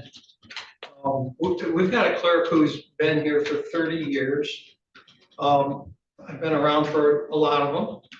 And I think her repertoire as far as when people come in and ask for records, she's very good at that. And she doesn't believe that the records are hers. What you gotta do is ask her, and she goes in.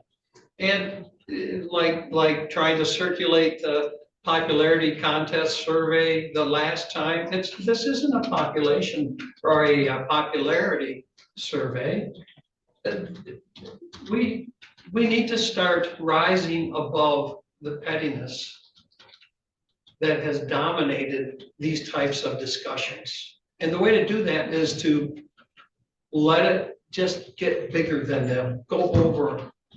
I heard answers for everything. I don't know, so why are we here taking this up? Is it a power play? Is it going to benefit the citizens of Leelanau County? Or is it a continuation of internal bullcrap that's dominated this building? So I'm voting no, and I don't know why we would even waste our time on this when we can't set goals and look ahead. First step in looking ahead is quit looking back 2, 3, 4 years and put your sight on the future. Russell? In 2022, when Commissioner Bunnick was chair, the board agreed we needed a resolution. And our administrator at that time worked with the attorney and said we needed a resolution. We brought it to a commissioner meeting and we decided we weren't ready to do it because we didn't think the timing was right. So the next time we had an administrator, a different administrator, we again brought it forward and we decided the timing wasn't right. We had the plan done to reorganize the administrative function of finance and HR. Commissioner Bunnick was the chair. I didn't support that when Commissioner Bunnick let it go through. I supported it after I met with 50-some staff people.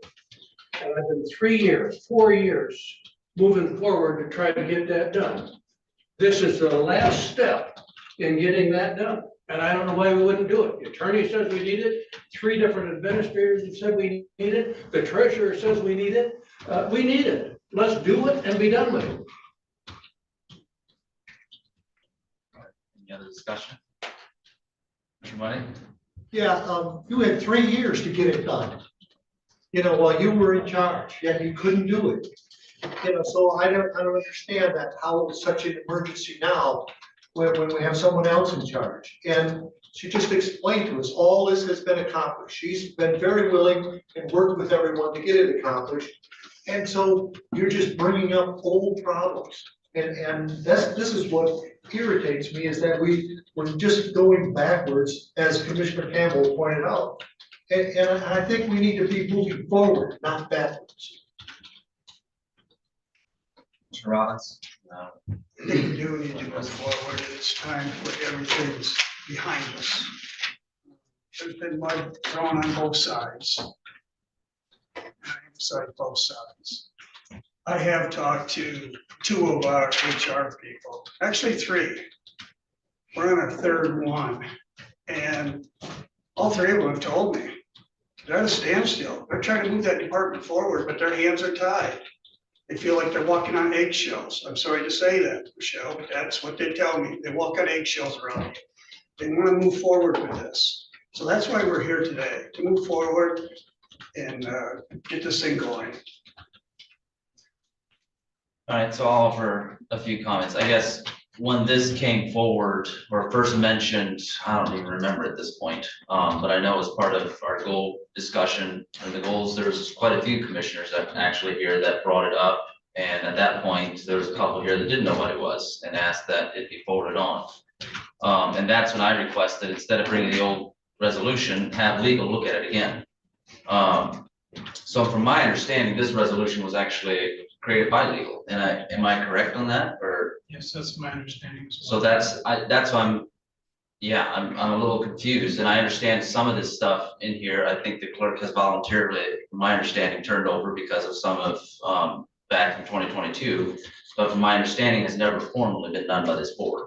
And I'm assuming, based off of what legal recommended here, that this is why this is a formal process now, because it's never been done before. Even though the clerk, in her graciousness, forwarded a lot of this stuff on based on, what happened in the board here. So that's my understanding. So, I guess, from what the clerk mentioned, some of this stuff in here isn't accurate. I guess I guess I thought legal drafted this, so I'm a bit confused by that. I guess I don't know what entirely that means, and I don't know. We could forward this on and just have by next Tuesday have legal confirm that everything in here is accurate, and in that sense, I don't see why we couldn't do that. I guess, but I guess those are my comments as to. I would support moving it forward just so there's a formal process done, and I'll make sure the administrator reaches out to legal, just have them relook at this and have it done properly if there's incorrections, as the clerk alludes to possible. Any other discussion? All right, if not, all in favor of that motion, say aye. Aye. All opposed, say nay. Nay. Motion carried 5-2. In regard to that, if I could suggest that the attorney look at the presentation from Ms. Cropper, so that he understands the depth of knowledge that's required to actually be able to say with confidence that all of this stuff needs to be done. Yep, and I think the administrator is aware of that, and hopefully we'll have something by next Tuesday to formalize, to clarify what you mentioned and make sure everything in here is accurate to what you mentioned there. So, thank you. All right, next up, we have review of financials. Commissioners have questions on the finances, Mr. Wessel? I didn't have questions, but I thought it appropriate to commend Elizabeth again. We got a lot of stuff in the last couple of weeks, and thank you, Elizabeth. Yeah, she's done a very, very good job under trying circumstances, and I have over that privately, but it certainly doesn't hurt to say it again publicly.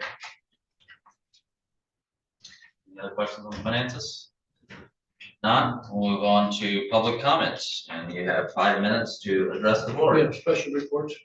Did I miss that? I sure did. Special reports. I have Commissioner one. Russell, it's fine. I had Lauren put in front of you my quarterly update on Northern Lakes Community Mental Health. And I think we've hired Linda Zeller as our new CEO, and for the first time in a year and a half, I think things are going really well on the Community Mental Health Board. Staff made a lot of sacrifices. We went through, we eliminated 32 positions this year in the community mental health program. None of the staff got a cost of living increase. Benefits were reduced. Staff paid a big price. But the attitude of the staff is really positive. Things are going well. Administrative contracts are continuing, operations are going. On the third page of my handout is this year's budget, and I'll just show you that it's an $84 million budget for our Northern Lakes Community Mental Health, $84 million. And that's a large budget. It's an important program, and it serves 5 different counties. But our chair said he wanted quarterly updates from our committee assignments. And I hope in the next quarter, we can have the new CEO come and introduce herself and talk to us. But things are really looking up in the Northern Lakes Community Mental Health. Thank you for listening. Thank you, Commissioner Russell. Questions for him? Well, I've got some, but I'll just include them, write them down, and we'll put them in the packet for next week, so I'll send. Any other special reports? All right, now, on public comment, Mr. White, sorry.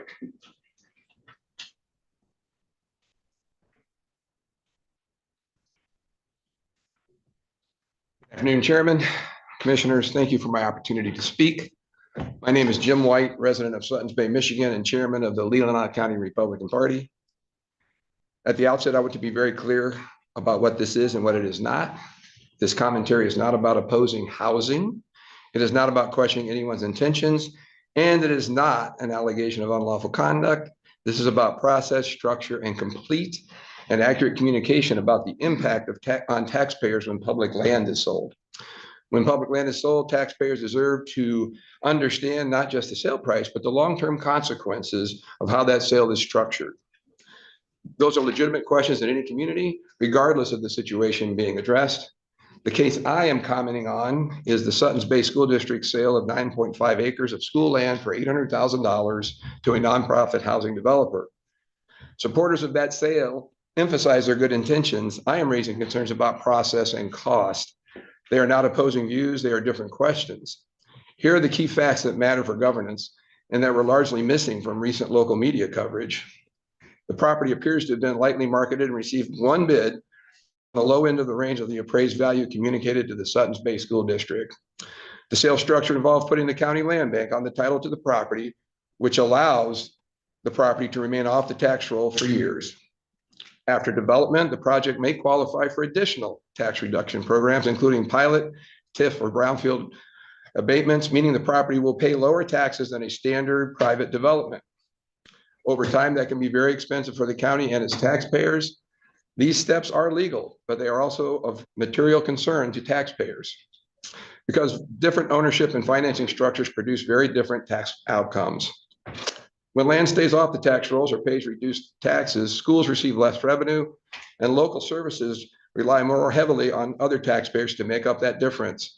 That happens regardless of how worthy the goal may be. Good intentions do not cancel financial consequences. None of this opposes housing. It raises a simple and reasonable question. Was this the best deal for the taxpayers given the alternatives? And just as important, were residents given a clear and complete explanation of the long-term impacts before decisions were effectively locked in? When concerns like these are raised, the response is often to say that critics don't understand, or the issue is too complex, or the experts are handling it. But complexity is not an answer to governance questions, and expertise does not remove the need for transparency. Notably, no one has denied that the use of the land bank as an owner on a private real estate transaction occurred. the potential for stacked tax abatement, the limited marketing of the land, or the opportunity cost to taxpayers over the long haul. These are core issues behind my questions. Taxpayer subsidized housing is not a mandated county responsibility, and there have been no countywide votes authorizing large taxpayer subsidies for it. Given that fact, why are major housing decisions being advanced through land sales, tax incentives, zoning changes, and quasi-independent authorities, often with limited public input? I have spoken with 5 members of this board about this housing issue on various occasions over the last year. I received a variety of responses, and it's clear to me that some members of this board are advocates for taxpayer subsidized housing and the use of taxpayer money to build houses for lower income residents of this county, but some are not. Since implementing that policy could end up costing taxpayers in this county thousands, even hundreds of thousands of dollars in annual tax expenditures, credits, deductions, exemptions, et cetera, over the life of a project, it is absolutely appropriate to ask this board to publicly state unequivocally their stance on taxpayer subsidized housing. Meanwhile, what is inappropriate is having both an employee of this board and a member of this board supporting decisions which directly approve a subsidized housing project when the board itself has not formally supported that policy. It is also wildly inappropriate for elected officials to attack, insult, or ignore taxpayers who exercise their right to not only ask them questions about this process, but to expect clear and direct answers. If our shared goal is more and less expensive housing for county residents, there are alternatives that deserve more focus. Before shifting long-term tax burdens onto existing residents, we should start reducing costs by streamlining permitting, reducing redundant reviews, allowing smaller homes and simpler designs, and shortening approval timelines. These approaches help housing without relying on stacked subsidies or reduced tax bases. Good intentions do not replace clear and strictly followed processes when public land and taxpayer dollars are involved. I'm sure we're all familiar with the old saying that the road to hell is paved with good intentions. Let's not take the taxpayers of this county to that hot place. Open, honest, and complete communication that poses tough and candid questions is not misinformation. Thank you. Answering questions and clearly communicating goals is how trust is earned and good policy is sustained. Thank you. Thank you. Any other public comment? Clerk.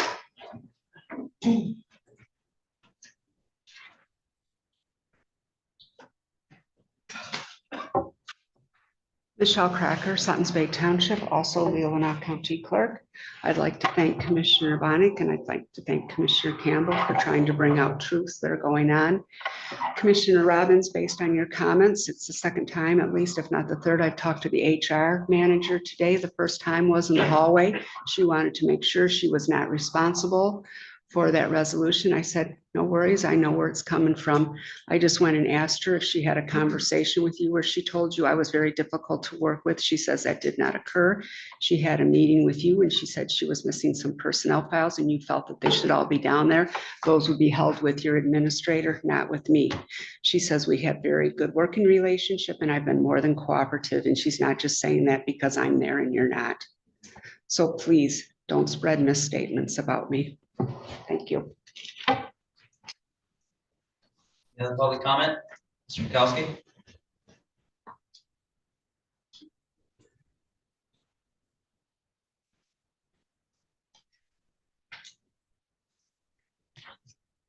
Good afternoon. We're missing the luncheon that we're expecting because we were not told of the length of this auspicious meeting. And I do want to state that we agree with most of the content of the speaker regarding housing. Also, the discussion of item 8E on the agenda today gives me some hope that maybe we can stop shoveling the manure around that hurts people in this community and the taxpayer, and begin to put together, because of this, what I consider to be a phantom resolution that was established 4 or 5 years ago, and then now it's being acted upon. Something is amiss when we do these things in a phantom way. We start something and never conclude it. Obviously, it wasn't important enough to be concluded then, and maybe it's not even important to be concluded now. So with that, I see an opportunity here for this board to combine or have two resolutions for next week. One of them is the one you talked about, for whatever reason it has a value today. And the other one is the apology resolution for the harm and damage done by the May 11th, 2021 resolution. That should be also put together for next week. You can then put everything to bed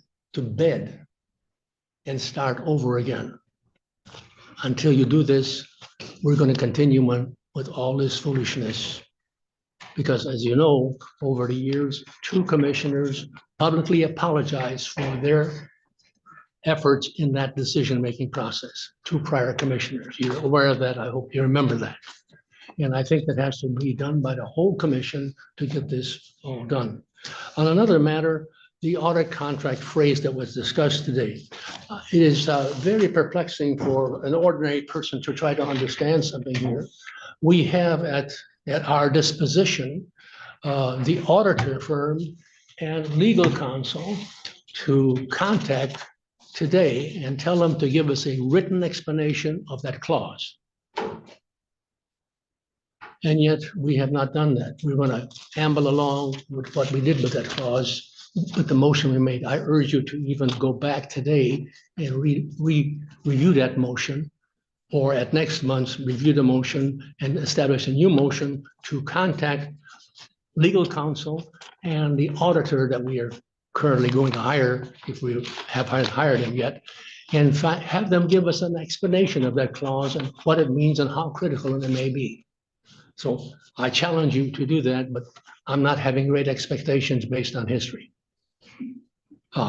So we want to, again, encourage you to put that apology resolution together. We've asked this for many, many months. And we finally believe if you do that, you will put to bed some of this foolishness that has gone on, that has harmed the taxpayers to the extent of $1 million, harmed the clerk and the staff, and caused great chaos in this county building. Thank you. Any other public comment? Okay.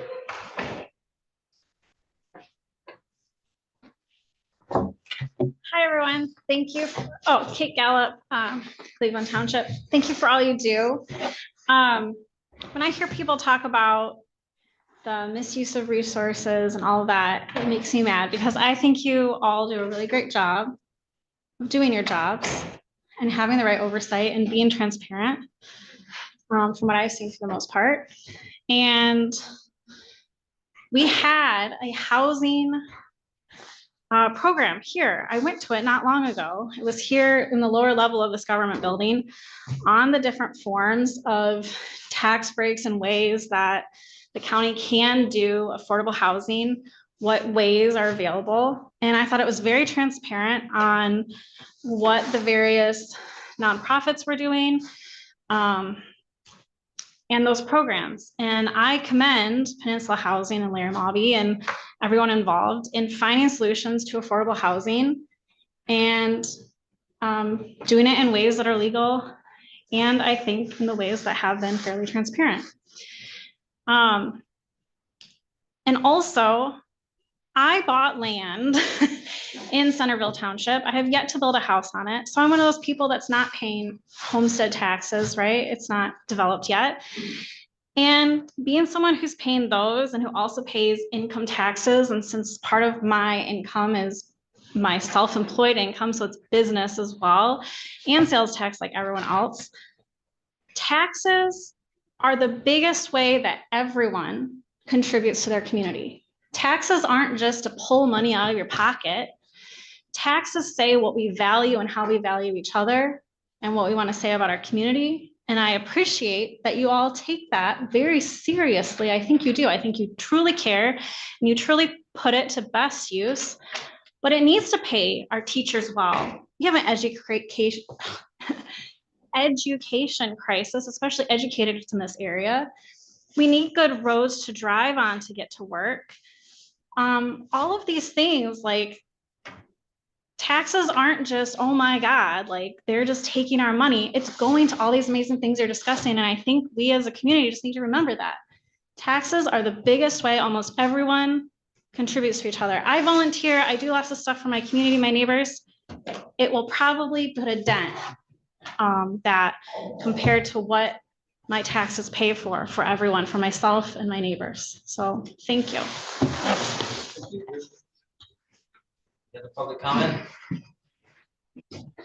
Peter?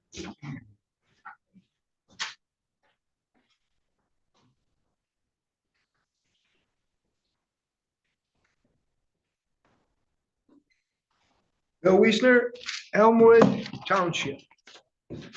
And so simple. Everybody gets along. Pass those one, please. One person, one ballot, one vote, one day. The only way to ensure no fraud.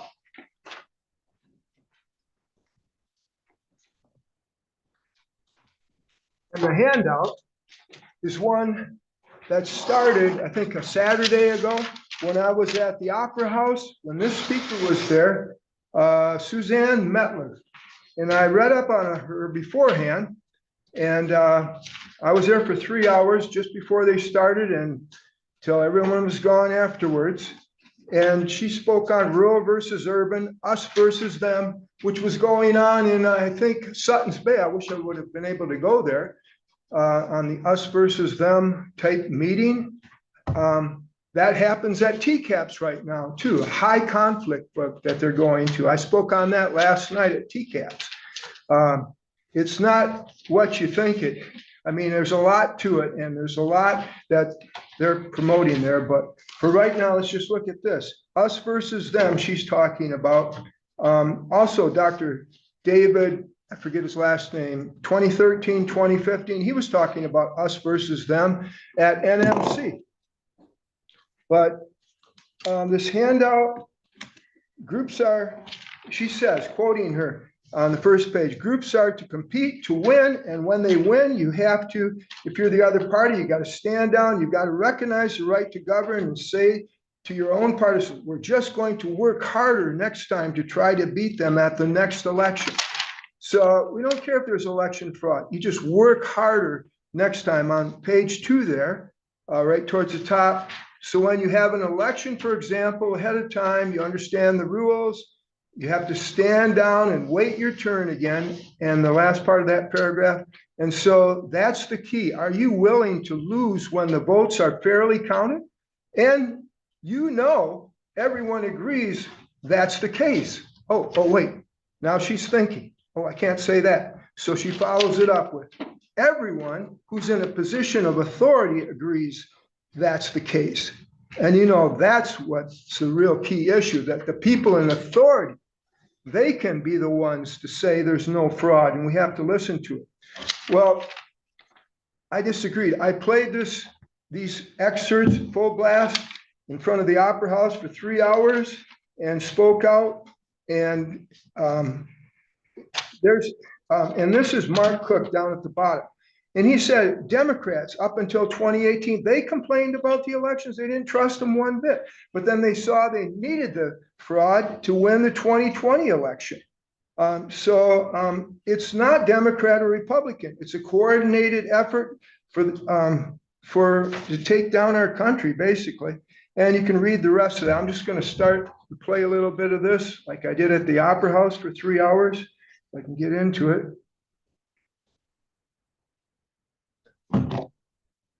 Battery 90%.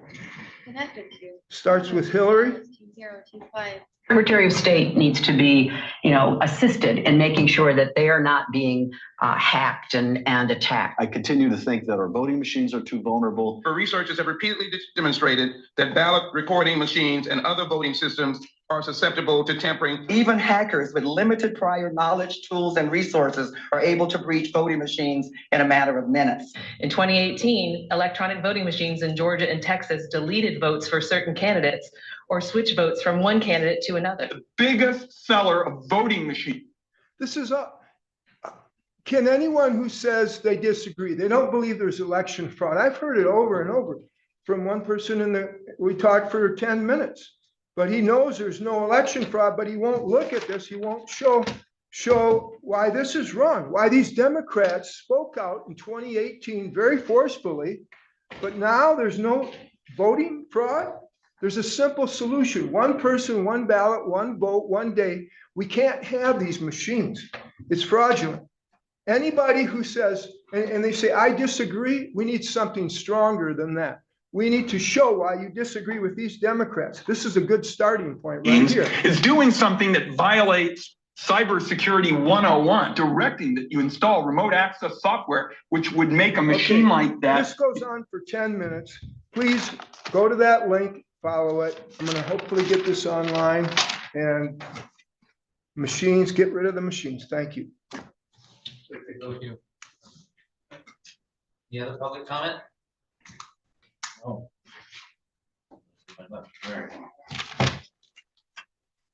With that, we'll move on to commissioner comments. Commissioner comments? Okay. I'll break the trend. Are you okay? I wanted to thank, because I should have done it in special reports by staff, but I wanted to thank Molly Steck. She's been 10 years, served the county here as an employee. And then John Schaub and John Schaub from Building and Safety as well. And then Dylan Grant from the Sheriff's Department for their years of service. I was asked to sign these, so I'll make sure they get those. And I just wanted to give them a shout out and thank them for their service to the county. So. Are those 10 years also? No, John Schaub and Dylan Grant are 5 years. So, yeah. Very nice, thank you. Any other commissioner comments? Not, we'll move on to approval of financials. Money. Yeah, I make a motion to approve post audit for $3,239,876.61. Supported discussion? Not, all in favor of that motion, say aye. Aye. Opposed, say nay. Motion carries 7-0. I make a motion to approve claims and accounts for $97,658.87. Supported discussion? Not, all in favor, say aye. Aye. All opposed, say nay. Motion carries 7-0. Thank you. All right, thank you, everybody. That, we're adjourned.